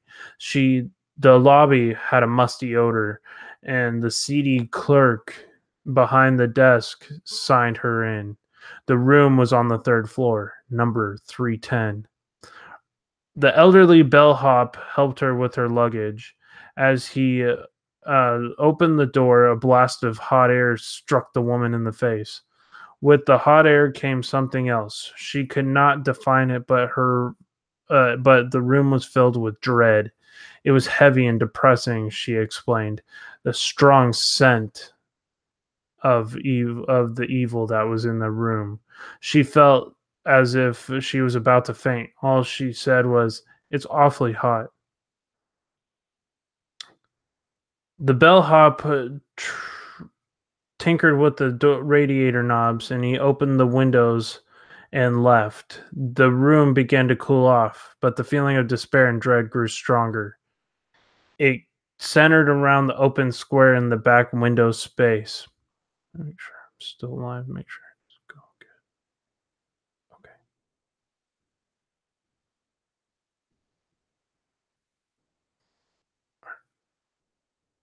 The terror seemed to speak her mind. She thought that she could sense a voice whispering to her, compelling her to do something horrible, to go into the window and throw herself out. She seemed to resist the urge to jump out the window, and she knew that it would lead to her certain death. She clawed at the bed sheets. She tried to refrain herself from walking towards the open window. Terrified, the woman eventually summoned the strength and crawled out of the room. She ran down to the lobby and shouted to the staff that she could not stay there another minute. She explained that I was sure that if I stayed the night, I would be dead by morning. She was prepared to sacrifice the money that she had already paid just to leave. But when she went, the clerk never asked her what was wrong or if she wished to go to a different room. He returned the full amount of cash to her. She checked into another hotel she had planned to be on her way early the next morning.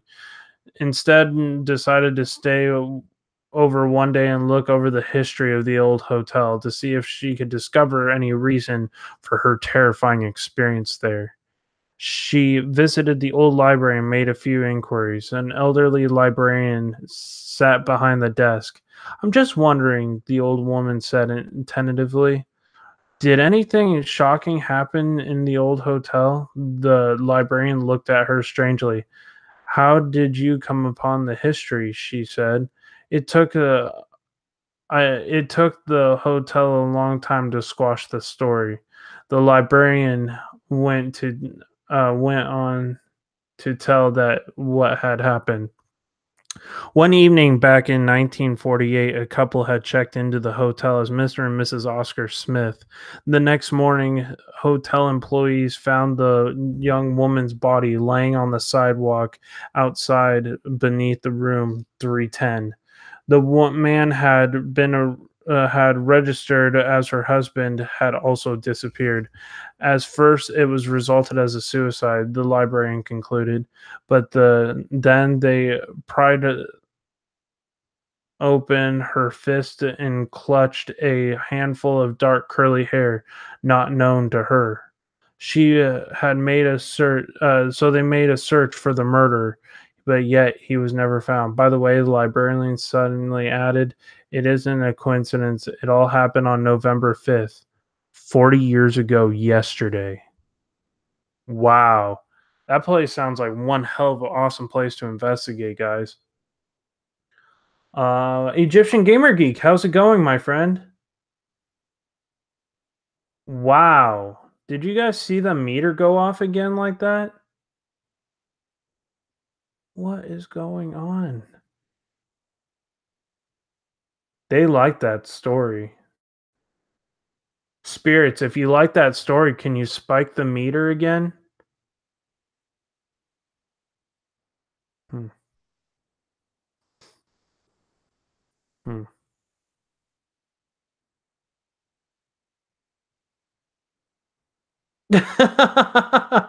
Ray, drag Herman the Great into a graveyard. I think he could handle it. I don't know. Maybe. I fell asleep and I woke up at midnight. Now I'm wide awake. Jeez.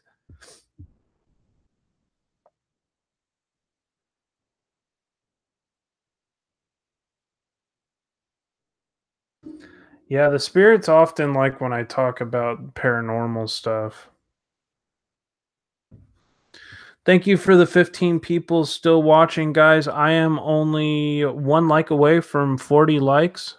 I believe. It shows on my thing 2, but I think it's 1.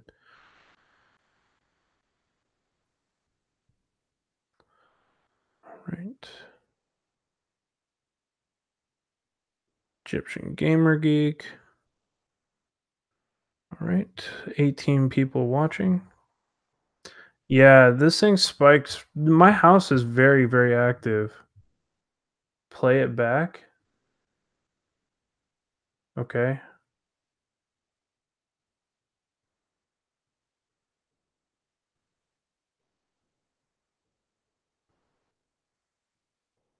Wow. That's pretty wild.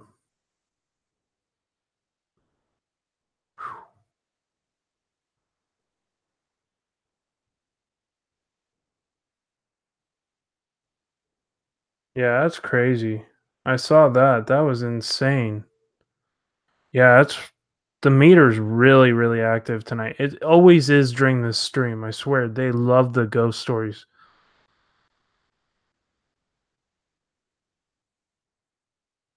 Thank you for the 18 people watching right now. I really do appreciate it, guys. Thank you so much. Seriously, thank you for the amazing amount of support that I get here on this stream. Ooh, I heard about this. This is in South Carolina. Polly's Island is a true ghost story about the gray man who haunts the small town of Summer Resort in South Carolina and warns people of impending doom.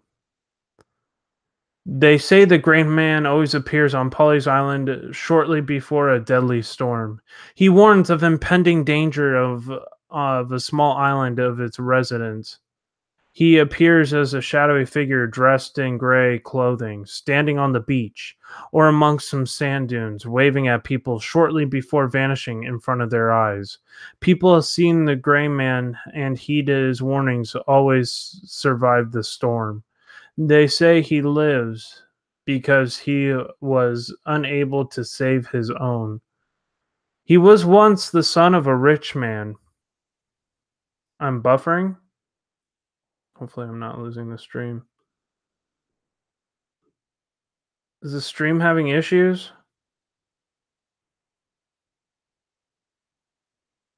Yeah, 40 likes. Thank you guys so much. I would like to see if I could possibly get to 50 tonight, if that's possible. Thank you for the 19 people watching.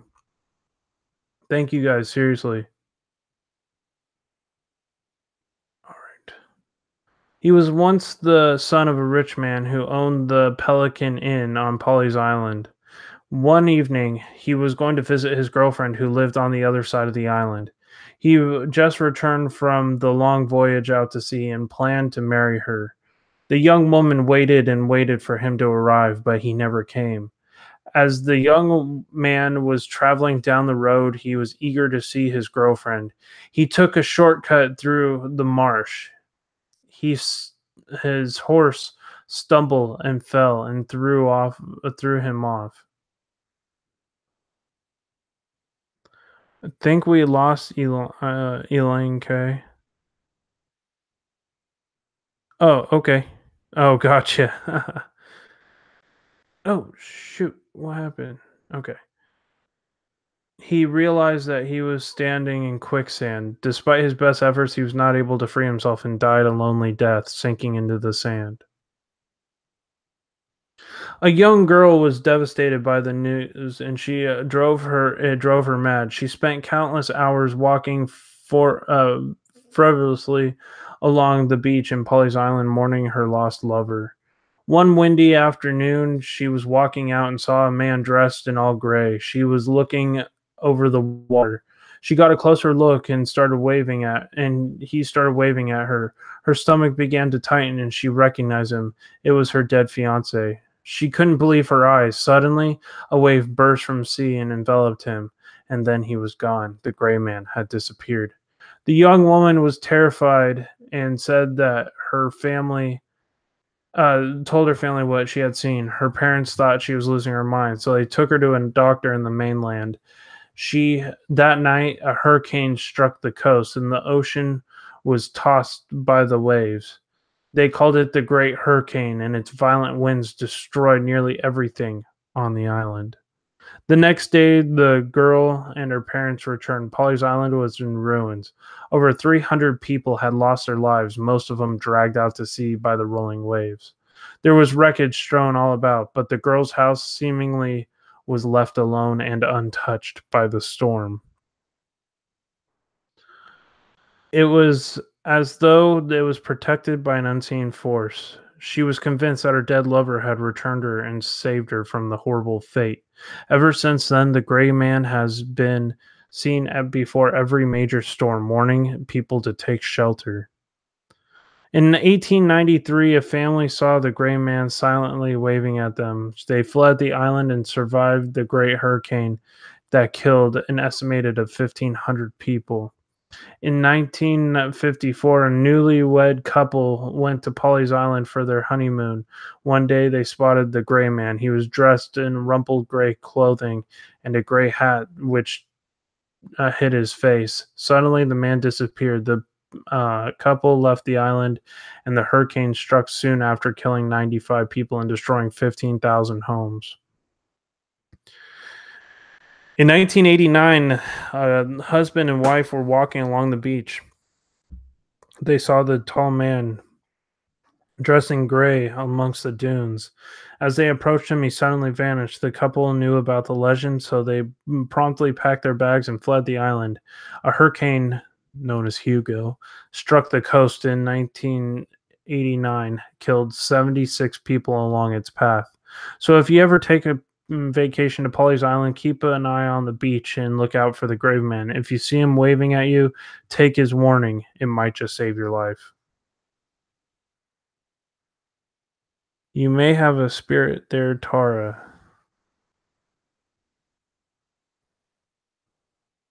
All right, let me see here what's going on in the live chat. Spirits, did you like it? Did you like that story? No, it wasn't that scary. So that's the true story. That's the story of Polly's Island, South Carolina. Okay.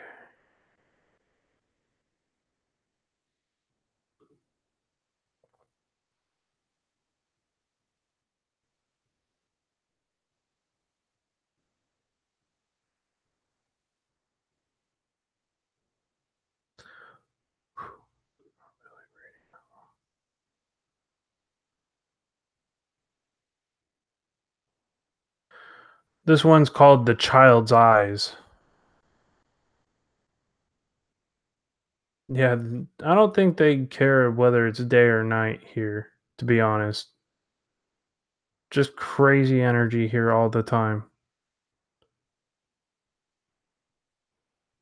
Trying to make sure it's on my phone. Okay.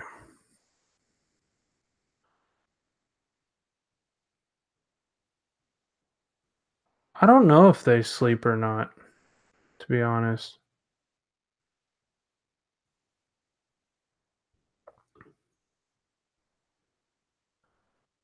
Through the eyes of a child, the world is very different. Every child has a fear of what is lurking under their bed, the fear that is hiding in their closet, or what is hiding in their closet, or peeping at them through the crack at the door that's standing ajar. I don't know. I sometimes have the same fears, like something's lurking in my closet. It's probably a childhood thing, but I grew up watching horror movies, so that probably is why. A door will tell you, a doctor will tell you that children are much more perceptive than adults. Their eyes are capable of seeing things that adults cannot see. When you grow up, you become blind to the dangers that creep and crawl through the darkness. Children can see what is truly there. They can see monsters.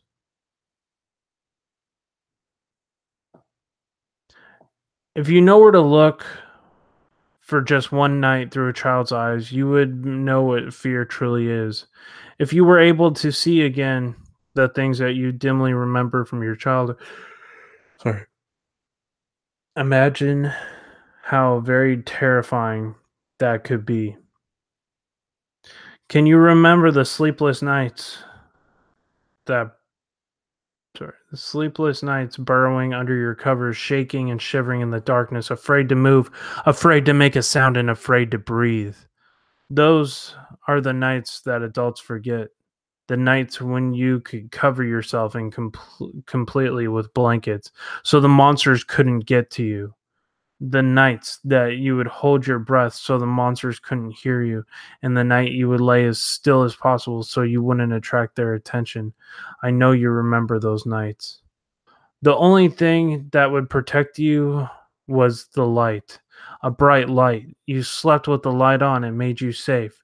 That meant they couldn't get to you. Teenagers are caught in the middle. They can sense that something is there in the darkness. They try to convince themselves it is just their imagination. They are embarrassed to sleep with the light on. Teenagers have forgotten that the lights is the only thing that kept them away. While you're sitting there in front of your computer, do you think that the light from your monitor could keep them away? Sorry, it's not. Look behind you with your children's eyes, with the child's eyes, and try not to scream. I'm sure it is. Oh, dang.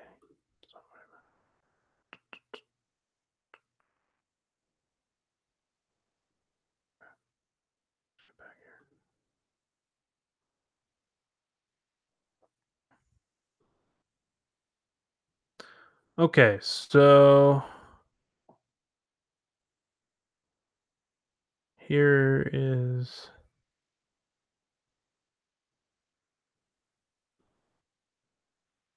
This one is called One Sunday Morning. There was a girl named Josephine who was habitually late for Sunday Mass at her local church. She had forgot to set her alarm and wouldn't wake up in time. Finally, she got tired of her parents telling her off and decided she would never be late for Mass again. One Sunday morning, Josephine woke up at midnight, unaware of what time it was. She had overslept again and jumped out of bed. She quickly got dressed and ran out the door and without ever looking at the clock. It was dark outside, and it was usually dark at this time of year. It was very quiet, and nobody else was on the street. The only sound she could hear, read your comment, Anthony. That's hilarious. Was the noise of her own footsteps on the pavement. She hurried towards the church. She heard the church bell ring and she quickened her pace and took a shortcut through the cemetery. She got to the church, and just as service was about to begin, she found a seat and took a look around. To much of her surprise, nobody recognized her. The church was filled with people she had never seen before. There were They were all staring straight ahead, at an eerie silence hung over the gathering. When the priest came to celebrate the Mass, Josephine realized he was a stranger too. The priest had told the congregation to pray for a soul of a young girl named Francine, who had died the night before. Josephine was shocked. She knew of Francine. She never knew even that the poor girl was even ill. Something was radically wrong. She began to feel very uneasy. She looked around again, and her eyes began to adjust to the dim light. She saw someone she knew, an old woman sitting in the back of the church. Josephine's heart sank, and she remembered that the old woman had died the year before. Looking at the front of the church, she saw some people sitting who looked very strange. Their skin was pearly white. Hey, Eileen, have a good night. Take care, my friend.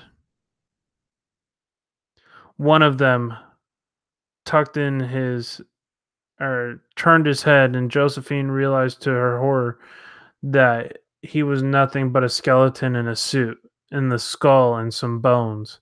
This mass is for the dead, Josephine said, or thought Josephine. Everybody is dead except for me. A scepter's mass. She noticed that some of them were staring at her. Their eyes were filled with anger, and it was clear that she had no business being there. Suddenly, she had felt a tap on her shoulder. Nervously, she turned around to find her grandfather standing in the row behind her. He had been dead for 3 years. He had a worried look on his face. He leaned towards her and whispered in his ear, "Leave right now while you still can," he hissed. "You don't belong here." Josephine immediately grabbed her coat, walked quickly towards the door, and heard hollow footsteps echoing behind her and glanced back. The dead were rising out of their seats and following her, their faces twisted with fury and hate. Josephine was terrified and dashed to the door. A pack of speckling ghosts snapped at her heels and felt the skeletal hands grabbing at her, trying to stop her from leaving. She twisted and turned, struggling herself from their grasp.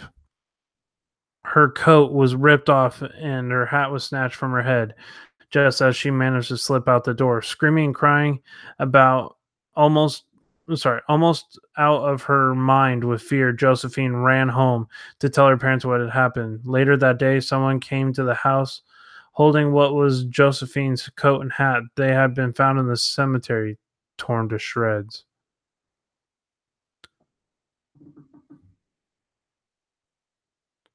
All right. Hey, everybody. Thank you so much for watching. I do appreciate the 15 people watching right now. Thank you so much. I really do appreciate the stories. Sorry. I do appreciate all the support, is what I meant. If you guys have a scary story, please make sure you let me know and I can bring you up on panel if you want to come up and share. We heard Unearthly Wanderings come up and share earlier. Yeah, that was a good one. I like that one.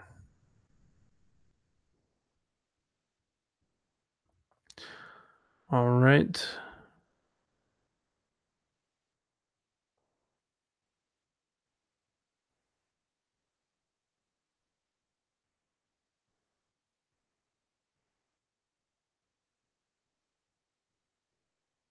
Okay.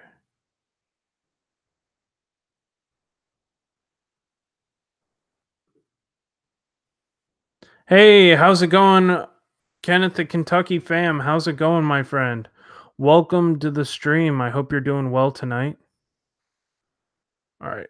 It is now the second hour, and I do want to see here. We have had 90 people watch the stream, so I really appreciate it, my friends. I hope you guys are enjoying this tonight. The stream is always usually small, but that's okay. I like just doing this for the hell of it.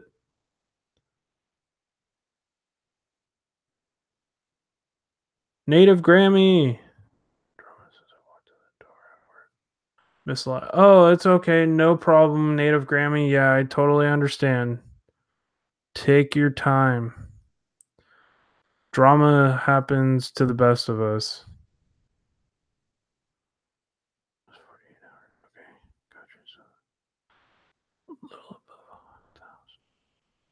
Okay.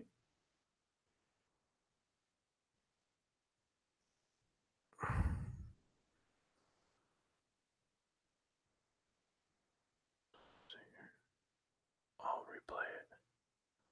Oh, okay. No problem.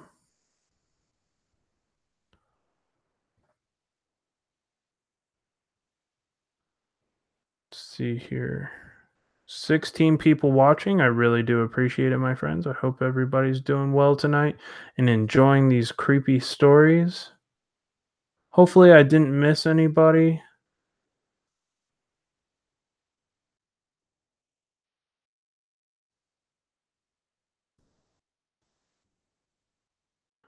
So, Story of Dory is still in the house. Hey.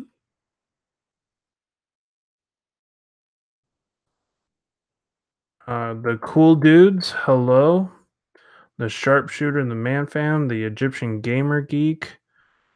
All of you guys are welcome. I hope everybody's doing well tonight. Leah and Ladybug. See. Okay, let's see. What just happened? That's weird. Okay. So we got 18 people in the house. Thank you so much, guys, seriously, for joining us. I have a next scary story. It's called No Thanks. On Thursday nights, a boy named Jim had to work late at the local supermarket.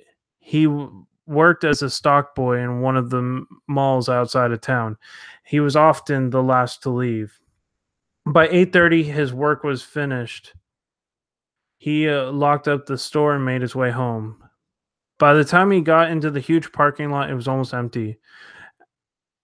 The only sound he could hear was the echo of his own footsteps on the pavement. As Jim walked down the deserted alleyway, he heard a rustling sound.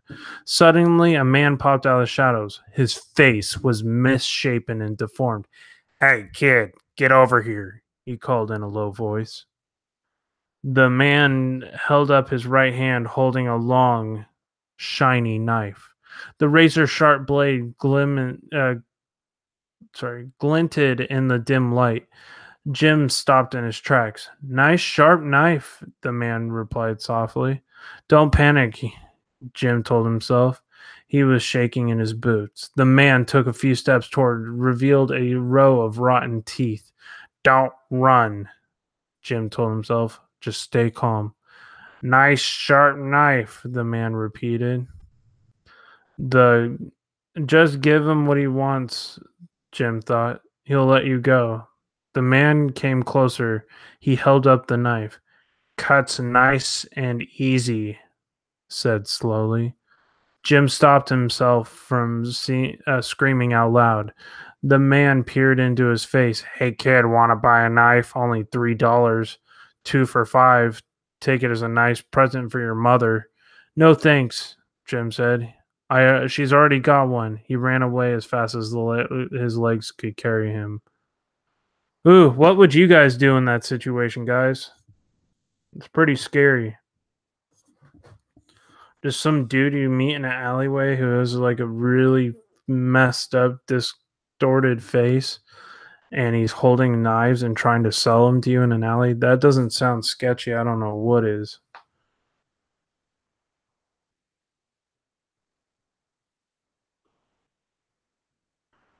Okay. Yeah, guys, thank you so much. 42 likes right now.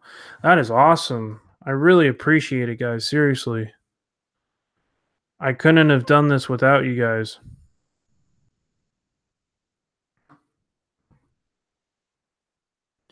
Okay. Whoa. Look at that flash. I'm gonna make sure this isn't what's triggering it. No. Wow. What was that? That was one heck of a spike.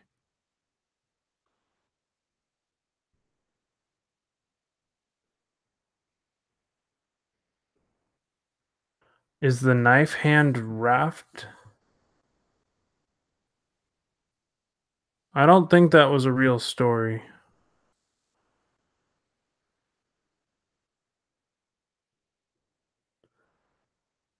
Aaron Kelly, this one is called The Dancing Skeleton. Yeah, the phone isn't triggering it, so I don't know what is. Yeah, I know, but I'm not going to bring out the spirit box. I'm not going to have anything happen in my house anymore. I promised myself I wouldn't use the spirit box in the house. I would buy that.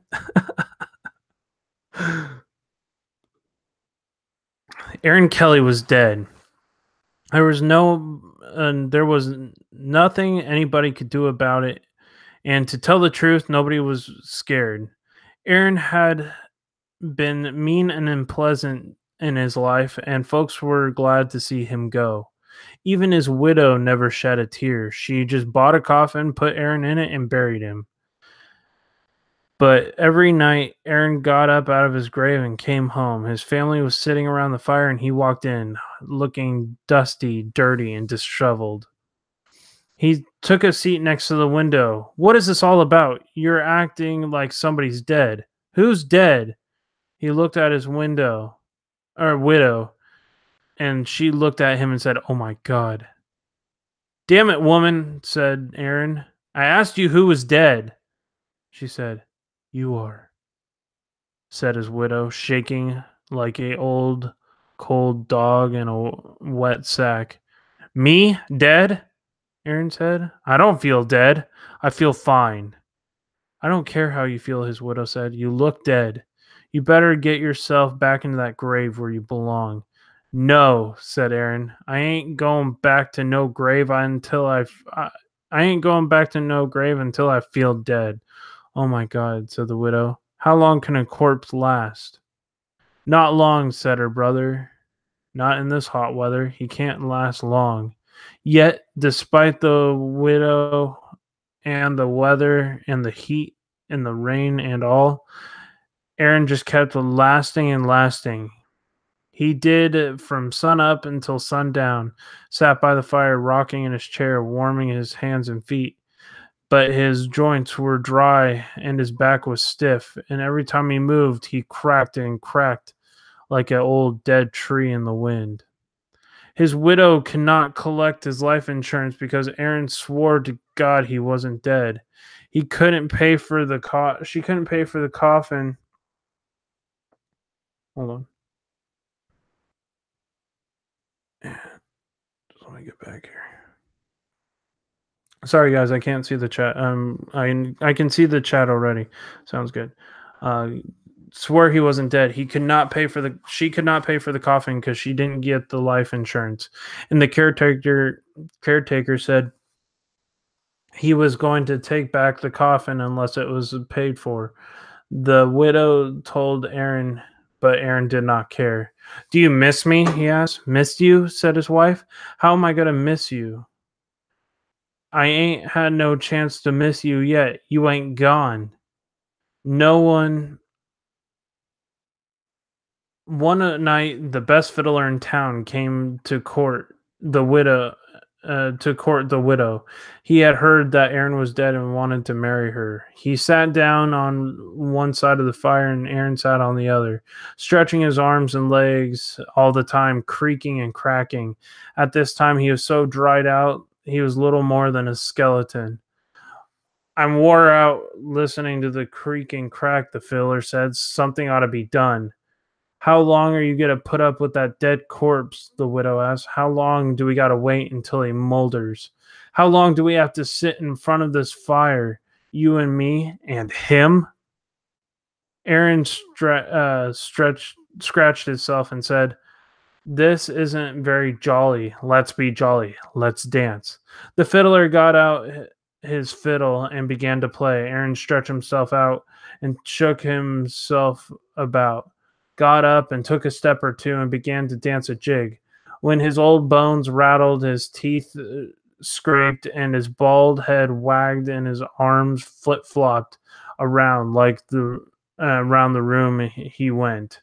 The fiddler played and Aaron danced. Up and down the floor he danced, with his long legs cloking and his knee bones knocking and he skipped and pranced around the room around him. How the dead man danced. But pretty soon the bone became loose and fell to the floor. "My golly, look at that," the fiddler said. "Play faster," the widow said. The fiddler played faster, crickety crack, down and back. The dead man went hopping, and every time he jumped to the floor, he cracked, and every time he cracked, another dry bone fell to the floor. This way, sorry. This way, the pieces kept dropping. "Play, man, play," cried the widow. The fiddler fiddled faster. Dead man Aaron danced, and all the time he could dance. His bones kept dropping until it all came down all at once. He crumbled and fell apart. His rib bone rolled around the floor, and there dead Aaron lay, just a heap of bones on the floor. All that was left was his bald head bone, and danced by itself in the middle of the floor, grinning at the fiddler and cracking his teeth. His head kept dancing. Bop, bop, bop. "My sweet lord, look at that," said the fiddler. "Play louder," said the widow. "Ho, ho," said the headbone. "Ain't we having fun?" The fiddler couldn't stand it anymore. The widow said, "He has to go. I have to go." He left the house and never came back. The family gathered up the bones and took them back to the grave. They were careful not to mix them up and lay them all crissy-crossy and unjointed. Aaron could not fit them back together again. After that, dead Aaron did not get up anymore. He stayed in his grave. But the widows stayed a widow from that day and never got married again. That dancing skeleton is dead, and his dead head spoiled the romance. How did you guys like that story?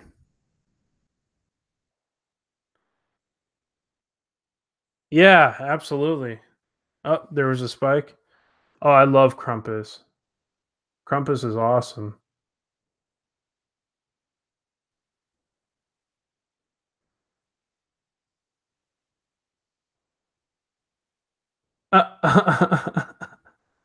Reading back through some of these comments.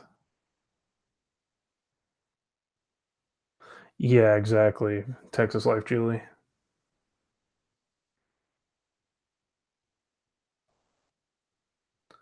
Yeah, it was a good one. Thank you for the 15 people still watching. Let's see here what the current standing is for the stream.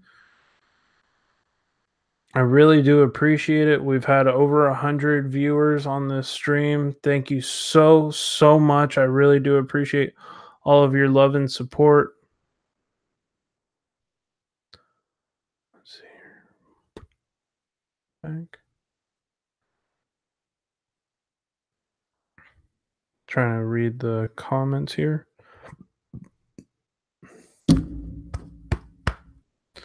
Okay.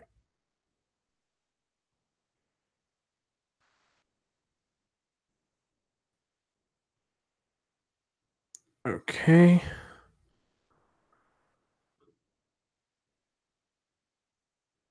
If I'm off work, I am here. Oh, okay. Gotcha.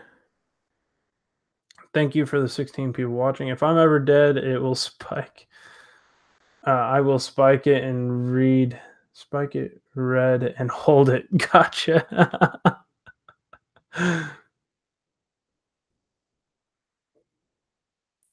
All right. This one is called The Night It Rained. On a rainy on a rainy night in October, a man was driving past the cemetery. He saw a young boy walking in the rain. The man stopped to ask the boy if he wanted to ride.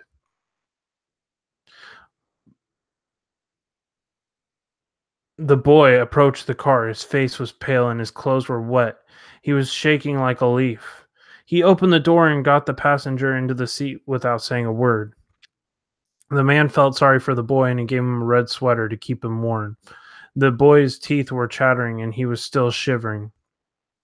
When they got to the boy's house, the man stopped the car. The boy got out, and the man told him to keep the sweater. He would be back for it the next day. "What is your name?" asked the man. "Timmy," the boy replied. The next day, the man went over to the boy's house to pick up his sweater. When he knocked on the door, a woman answered. The man introduced himself and asked him if Timmy was there. "What is this about?" she said. The man explained that he had given Timmy a ride the night before in the pouring rain and had given him a red sweater to keep him warm. The woman stared at him with welled-up eyes. "I'm sorry, you must be mistaken. My son Tommy died almost a year ago." The man apologized and left. Very confused, his head was spinning. He drove to the cemetery and found Timmy's grave. Laying on top of the grave was his red sweater.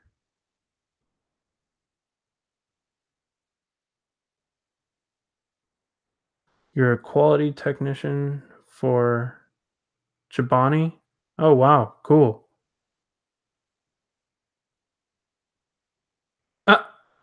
Oh, gotcha.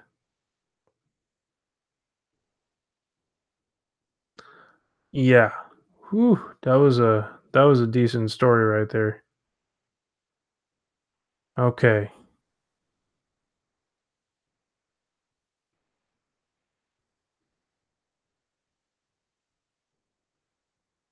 Here is one of my favorite readings. This one is called Rings on Her Fingers. I know I've read this multiple times on these streams, but it's one of my favorites, and it's just eerily creepy. One day, Florence Wyndham suddenly took ill and slipped into a coma. Despite all of her doctors that tried to help her, she eventually died. Her husband was heartbroken. She was buried in a small cemetery about a mile away from her home.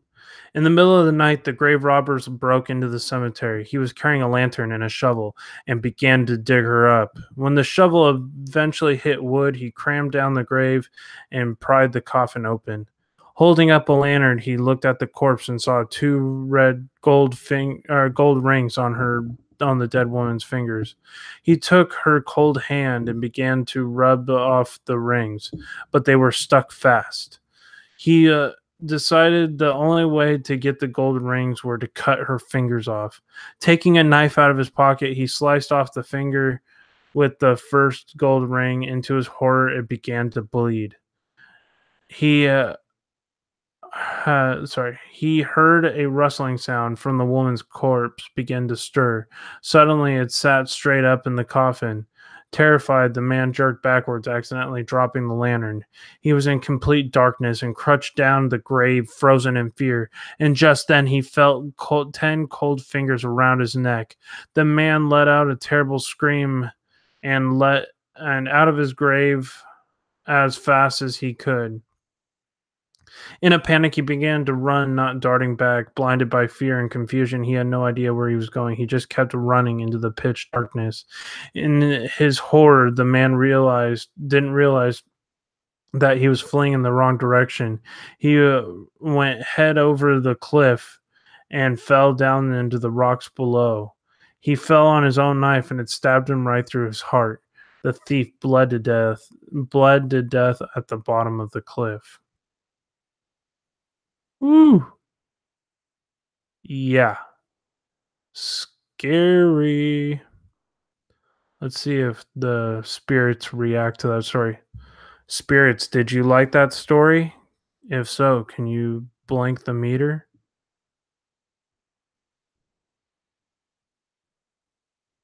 Ooh, they liked it.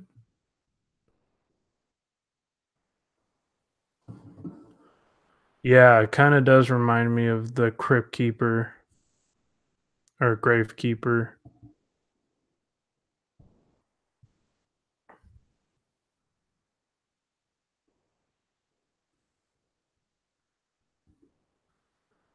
All right. 16 people watching. I do appreciate it.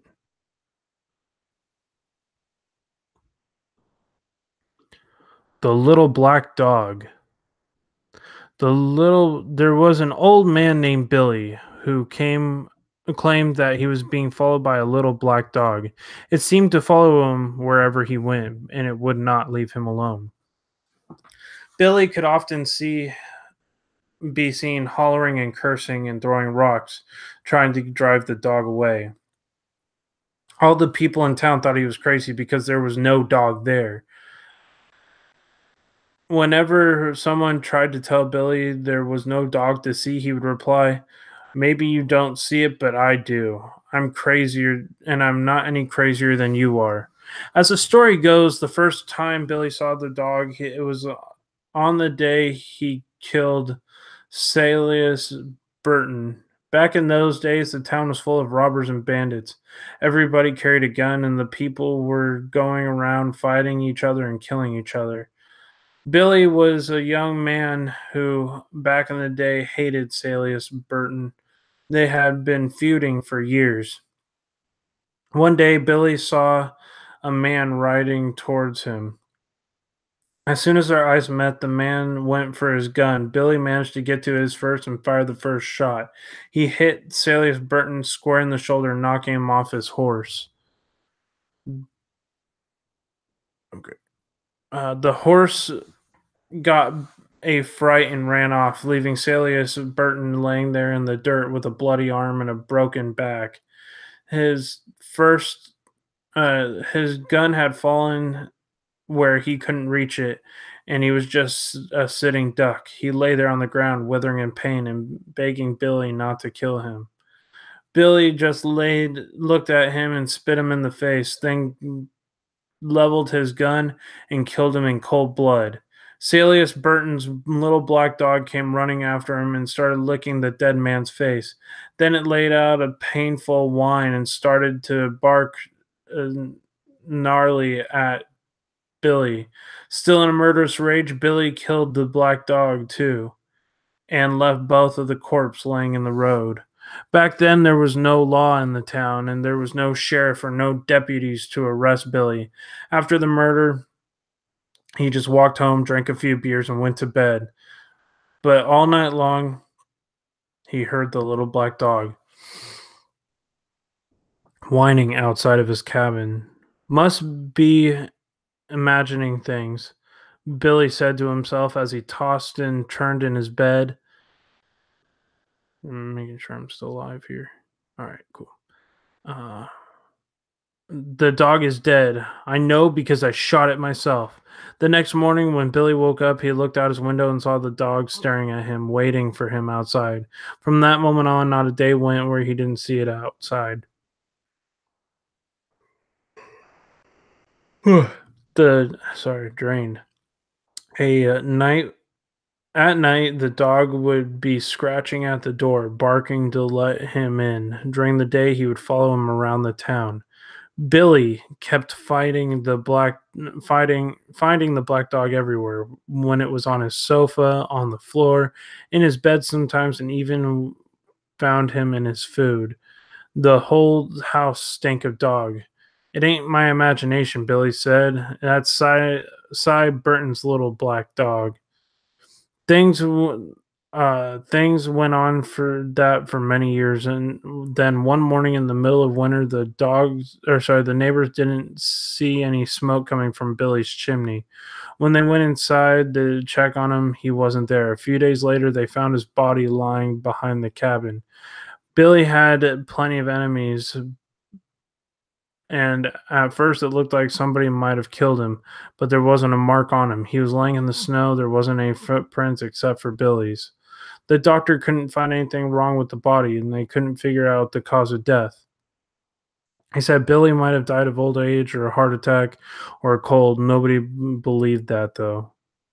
There was something odd about his death. When the neighbors found Billy, there was a black dog hair on his clothes. There were even a few on his face, and he smelled like a dog had been there. Yet no one had ever seen a dog with Billy. Hey, Willow 1647, miss that one. Turn my head to grab my cup of coffee. Hey, welcome, Willow. How you doing? Are you new to the stream or new to this channel? I hope you're doing well this evening. Hey everyone, I came in and the story started. I wanted to listen to the first story before I said hello. Oh, awesome. Yeah, exactly. I saw the comments that you were reading before. You must be on the East Coast, still drinking. 43 likes. Yeah, thank you guys so much. 43 likes right now. I really do appreciate it, guys.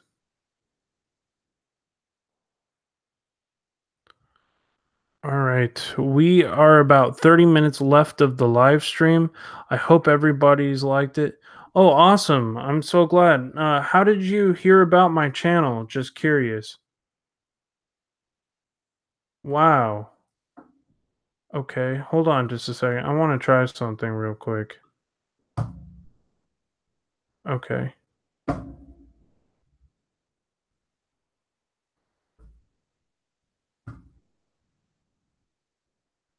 Okay.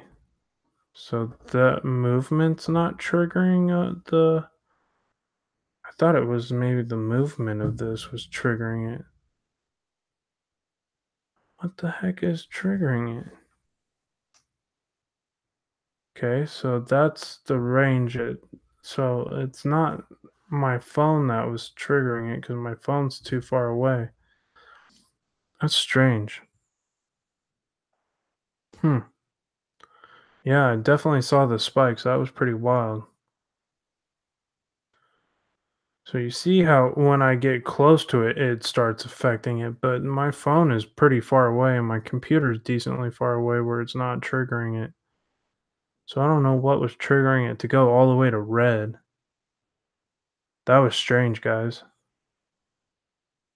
So yeah, I have about 30 minutes left. Yeah, seriously. It's Our Lady in White. Yeah, it's very possible the lady who died in this house could be triggering these EMFs. Very, very interesting.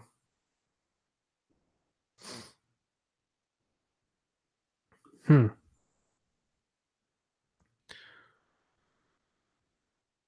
It has to be seriously like a strong, strong presence to move it all the way to red.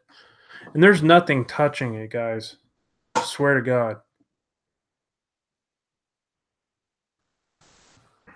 Thank you for the 18 people who have hung on and watched. I really do appreciate it, guys. All right, let's see the current statistics.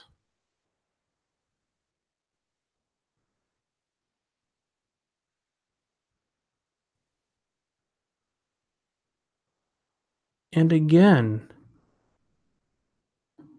I think she does like me telling the stories. Hmm. Yeah, it's very, very peculiar.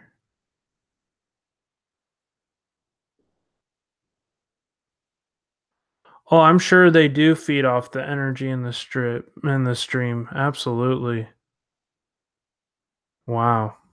That's crazy. Well, thank you, spirits, for coming to speak with us through the EMF reader. I do appreciate it.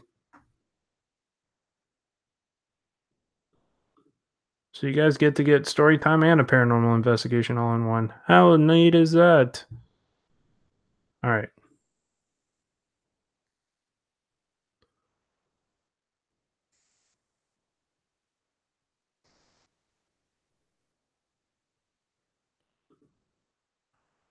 This story is called Something Was Wrong. One morning, a man found himself walking in a deserted street in a small town. He had no idea where he was or how he got there in the first place, or if he had been there at all. If he had been there earlier, he didn't know what time it was. He saw a woman walking towards him, and stopped to ask her. "I'm afraid I forgot my watch," he said with a polite smile. "Can you tell me what time it is?" The woman saw him and screamed and ran away. The man was shocked. A few moments later, he noticed that a few other people were afraid of him too. Every Whenever they saw him coming, they flattened themselves amongst the buildings and recoiled in horror and ran across the street to get out of his way. There must be something wrong with me, the man thought. I better go home as soon as possible. He hailed a taxi, but when the taxi driver laid eyes on him, the taxi driver floored the accelerator and sped away. "This is crazy," the man said to himself. He couldn't figure out what was wrong with him. He had no idea what was going on, and all he knew that he was scared and confused. Maybe my wife can come pick me up, he thought. He telephoned her to call her home, expecting to hear his wife's sweet voice. Instead, a strange voice answered. Is Mrs. Sullivan there? He asked. Sorry, she isn't right now. Her husband died a few days ago in a horrible car crash, and she's attending his funeral.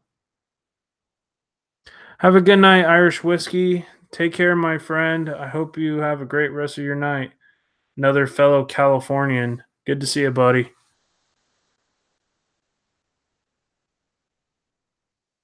So yeah, that one was pretty creepy too. I don't know, if I saw that, I'd be pretty horrified as well, especially with like the fact that he was actually dead.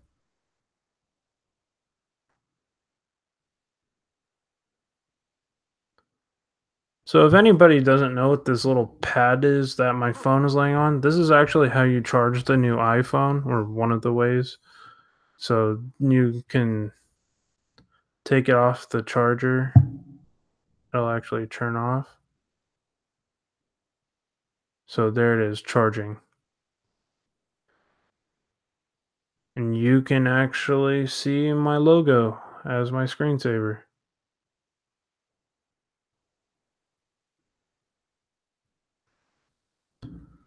So there's that.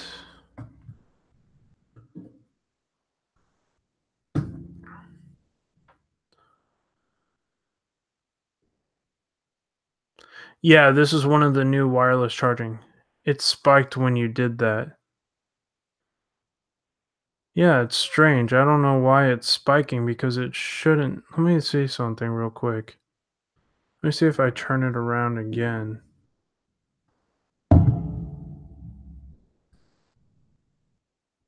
Okay, maybe it's the wireless charger?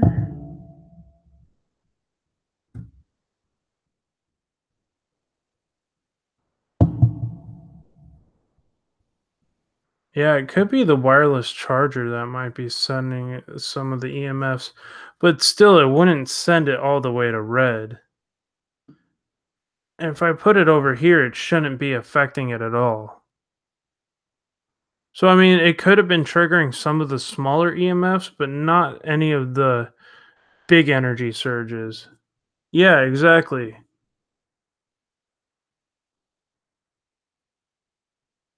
I just think it's strange how it was spiking all the way to red.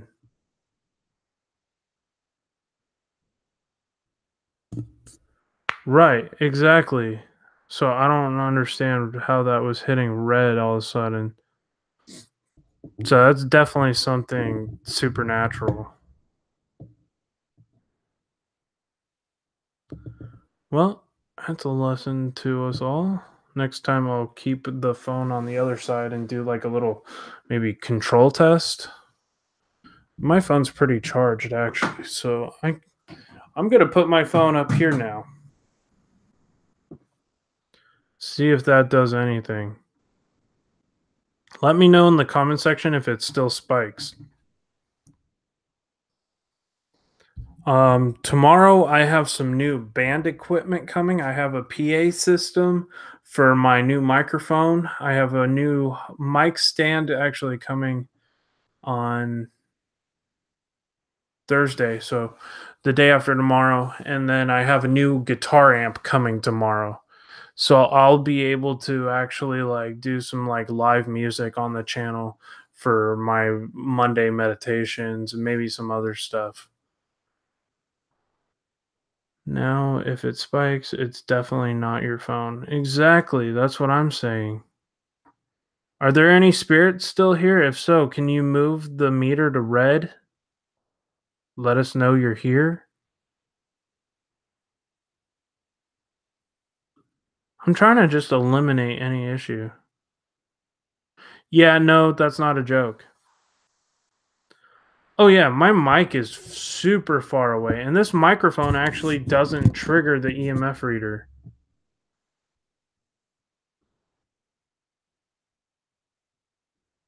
So let me know in the comments.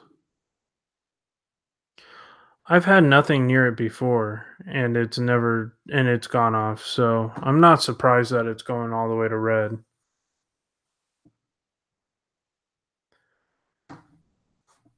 Spirits, are you still here with us? Yes or no? If yes, blank once. If twice, blank no.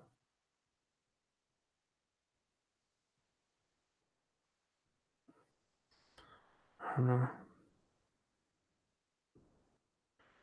All right, next song.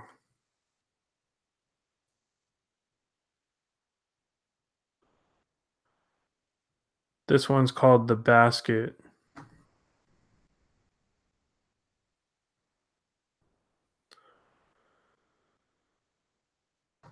Gabriel Fisher spent an evening at the pub with his dog Troby at his side.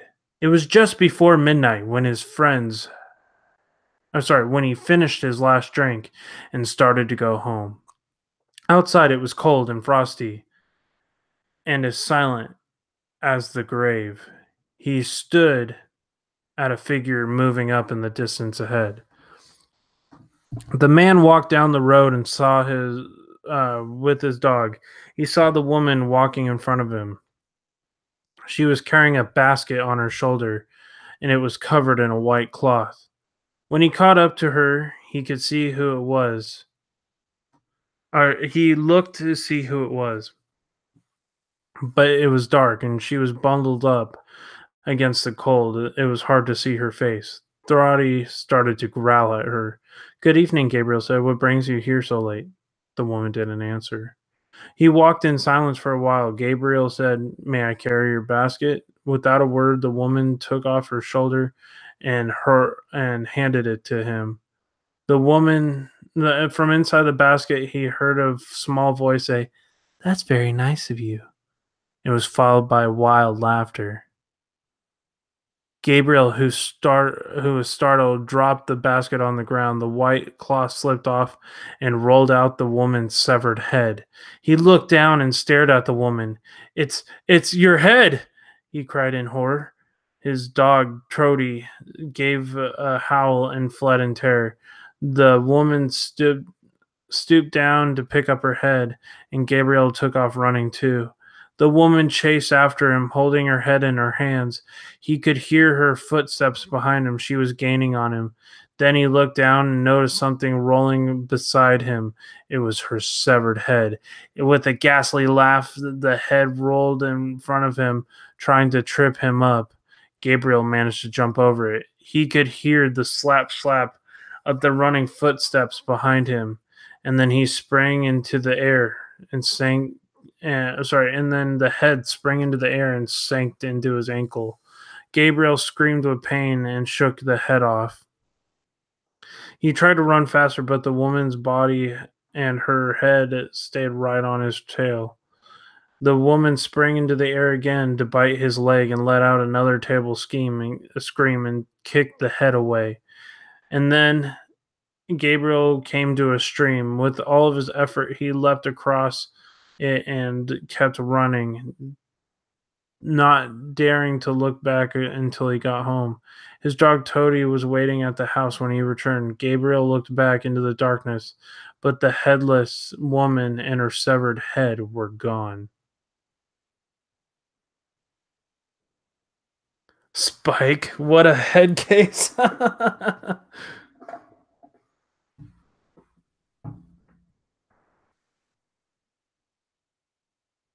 Oh. I need a strapping young paper boy to let me some good news.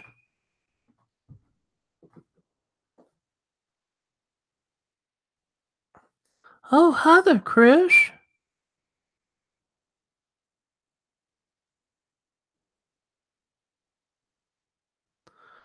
I have no idea. This was who wrote this?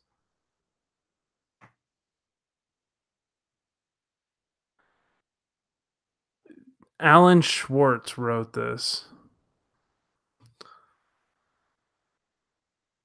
Oh man, sorry to hear that.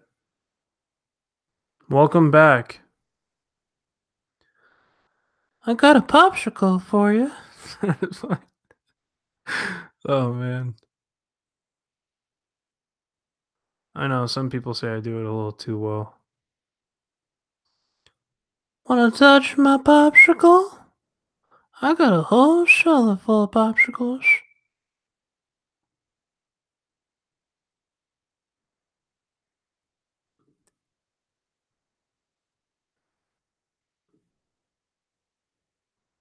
Uh,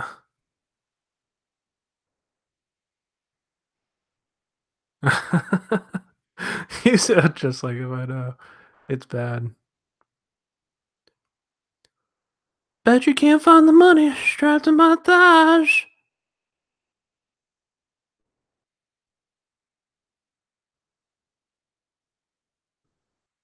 Okay, so I'm trying to find another good story or two before I wrap this up for the night.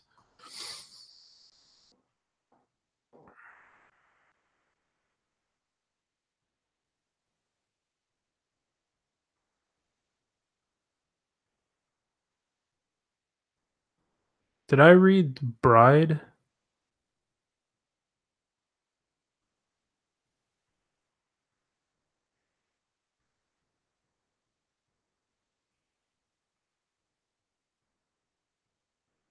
Ooh, this one sounds kind of good. Hold on, I just want to see the comment.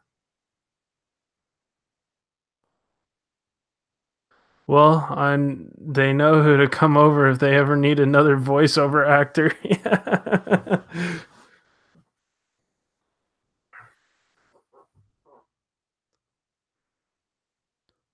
Oh, come here, Chris.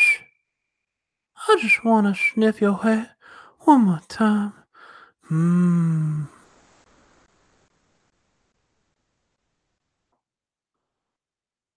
Oh, sweet Jesus. Okay. With all seriousness, I need to get back to it. All right. A young couple got married and after the wedding held a reception at the bride's grandmother's house. All of their family and friends had arrived and they laughed and danced and sang in long into the night. After the wedding reception, the guests decided to play a game of hide and go seek. The groom covered his eyes and began to count to 100 while his new bride and the other guests ran into the different rooms looking for somewhere to hide. Eventually, the group found everyone except for his bride. Another bride guest began to call her name and search for her everywhere.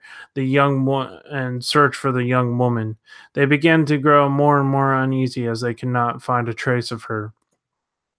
Eventually, they gave up searching and assumed that the girl had run away and left her husband. And then weeks grew by. The husband accepted that his bride must have had second thoughts about the marriage, and he decided to forget all about her and go on with his life. A few years later, a cleaning lady was cleaning the attic and came across an old trunk. Out of curiosity, she opened it. Inside the trunk, she found the rotting corpse of a dead woman still dressed in her bridal gown. There was a wedding ring on her bony finger. It was missing, and it was on her bony finger. It was the missing bride. She had been hiding in the trunk and accidentally locked herself inside. She must have suffocated or starved to death, but her face was frozen in a silent scream.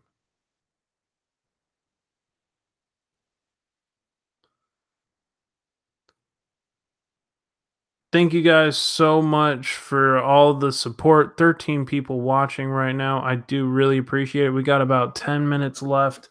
I think I'm going to do one more story and then sign off for tonight. If anybody wants to come up on panel and share a story real quick, you can always do that. But I am going to try to share one more story here. All right.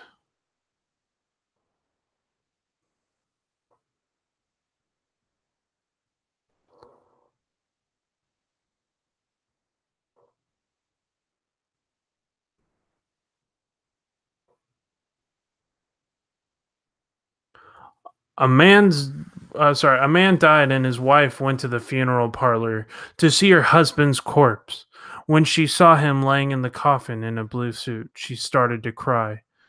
The the undertaker felt sorry for her and asked if there was anything he could do for her. The woman said when her husband was alive, he always wore a brown suit. The Undertaker put on the wrong suit, put the wrong suit on the corpse. The Undertaker apologized to the woman and said that he would rectify the mistake immediately. The woman sat down on the sofa waiting for him while the Undertaker went into the back room. A few minutes later, he came out and told the woman that he had finished.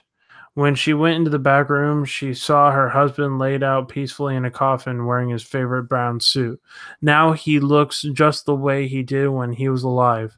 But how did you change it so quickly? No trouble, said the Undertaker. I accidentally put your husband's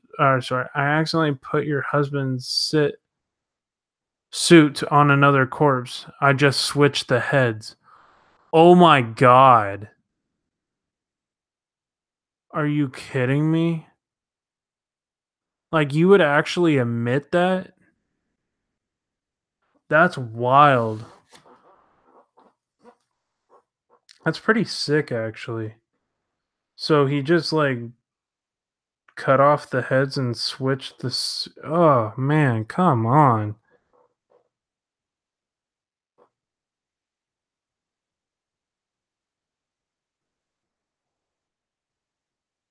Yeah, that's creepy as hell. I kind of hope he gets arrested for that.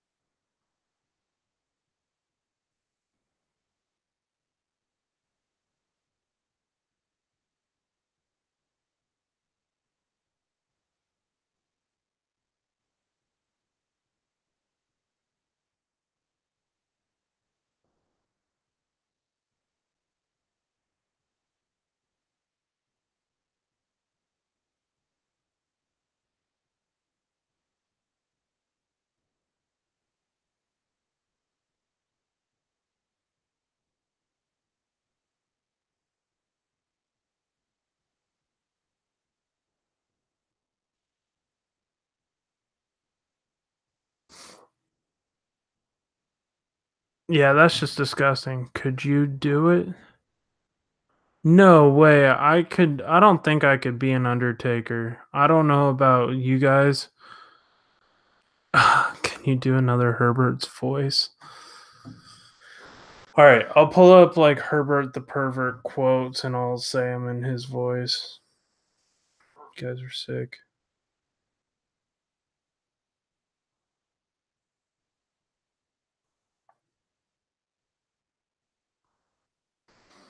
Okay. You're really starting to piss me off, you piggly son of a bitch. Mm.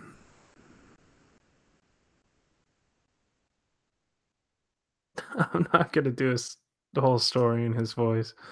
That would be really, really hard and a lot of time.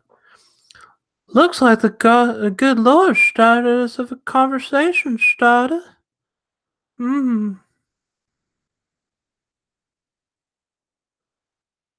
If it gets too hot and sweaty, you can always feel free to take your shirt off.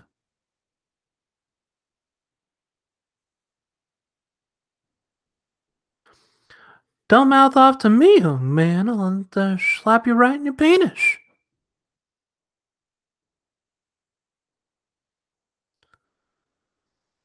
Well, that's a mighty fine throwing arm you got there, Chris. Hey, Don Dant. How's it going, my friend? Sorry, guys. Oh my god. Yeah, sorry. I love Family Guy.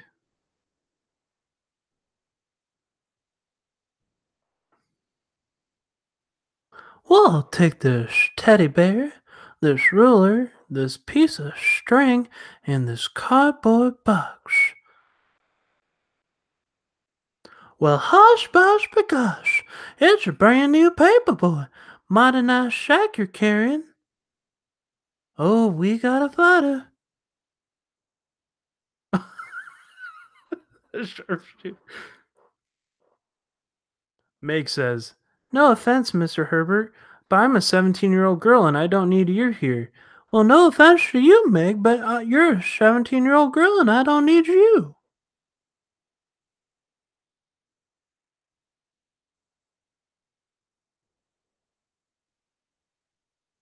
I hope you don't find the money strapped to my thighs.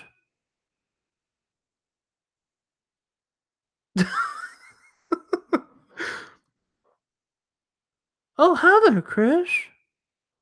Selling your old hand-me-downs? Is there anything you can give to me that you used to wear in the summertime? Oh, nothing, just these old shorts. Oh, sweet Jesus. So yeah, there's your Herbert the Pervert quotes for tonight. I hope you guys enjoyed. If you did, please smash that like button if you haven't already. Tears are running down my eyes from shit fire. Oh my god. I hope you guys seriously enjoyed that.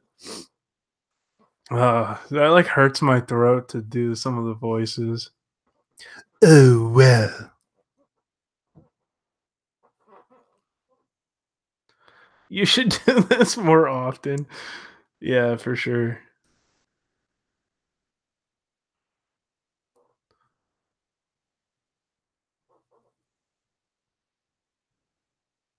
I can't type, I'm crying. Oh my lord. Go away, fat man. I'm still working on Stewie's voice. Sometimes it's really hard.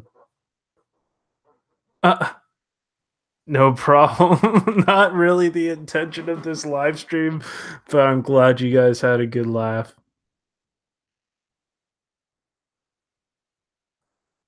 Trying to think of what other voices I can do. I can do like Mickey Mouse pretty well. Like, oh boy, huh? Yeah. I got a like out of that one. Awesome. Thank you guys so much for watching. I do really appreciate all of your love and support. This was in my dang pant from a shit in my dang pants from laughing too hard. A Bullwinkle? Oh no, I haven't listened to Bullwinkle all that much, so I would have to like listen to him a few times. I'm sure I could pick it up. You should definitely do a video on the best quotes from politician in Herbert's voice.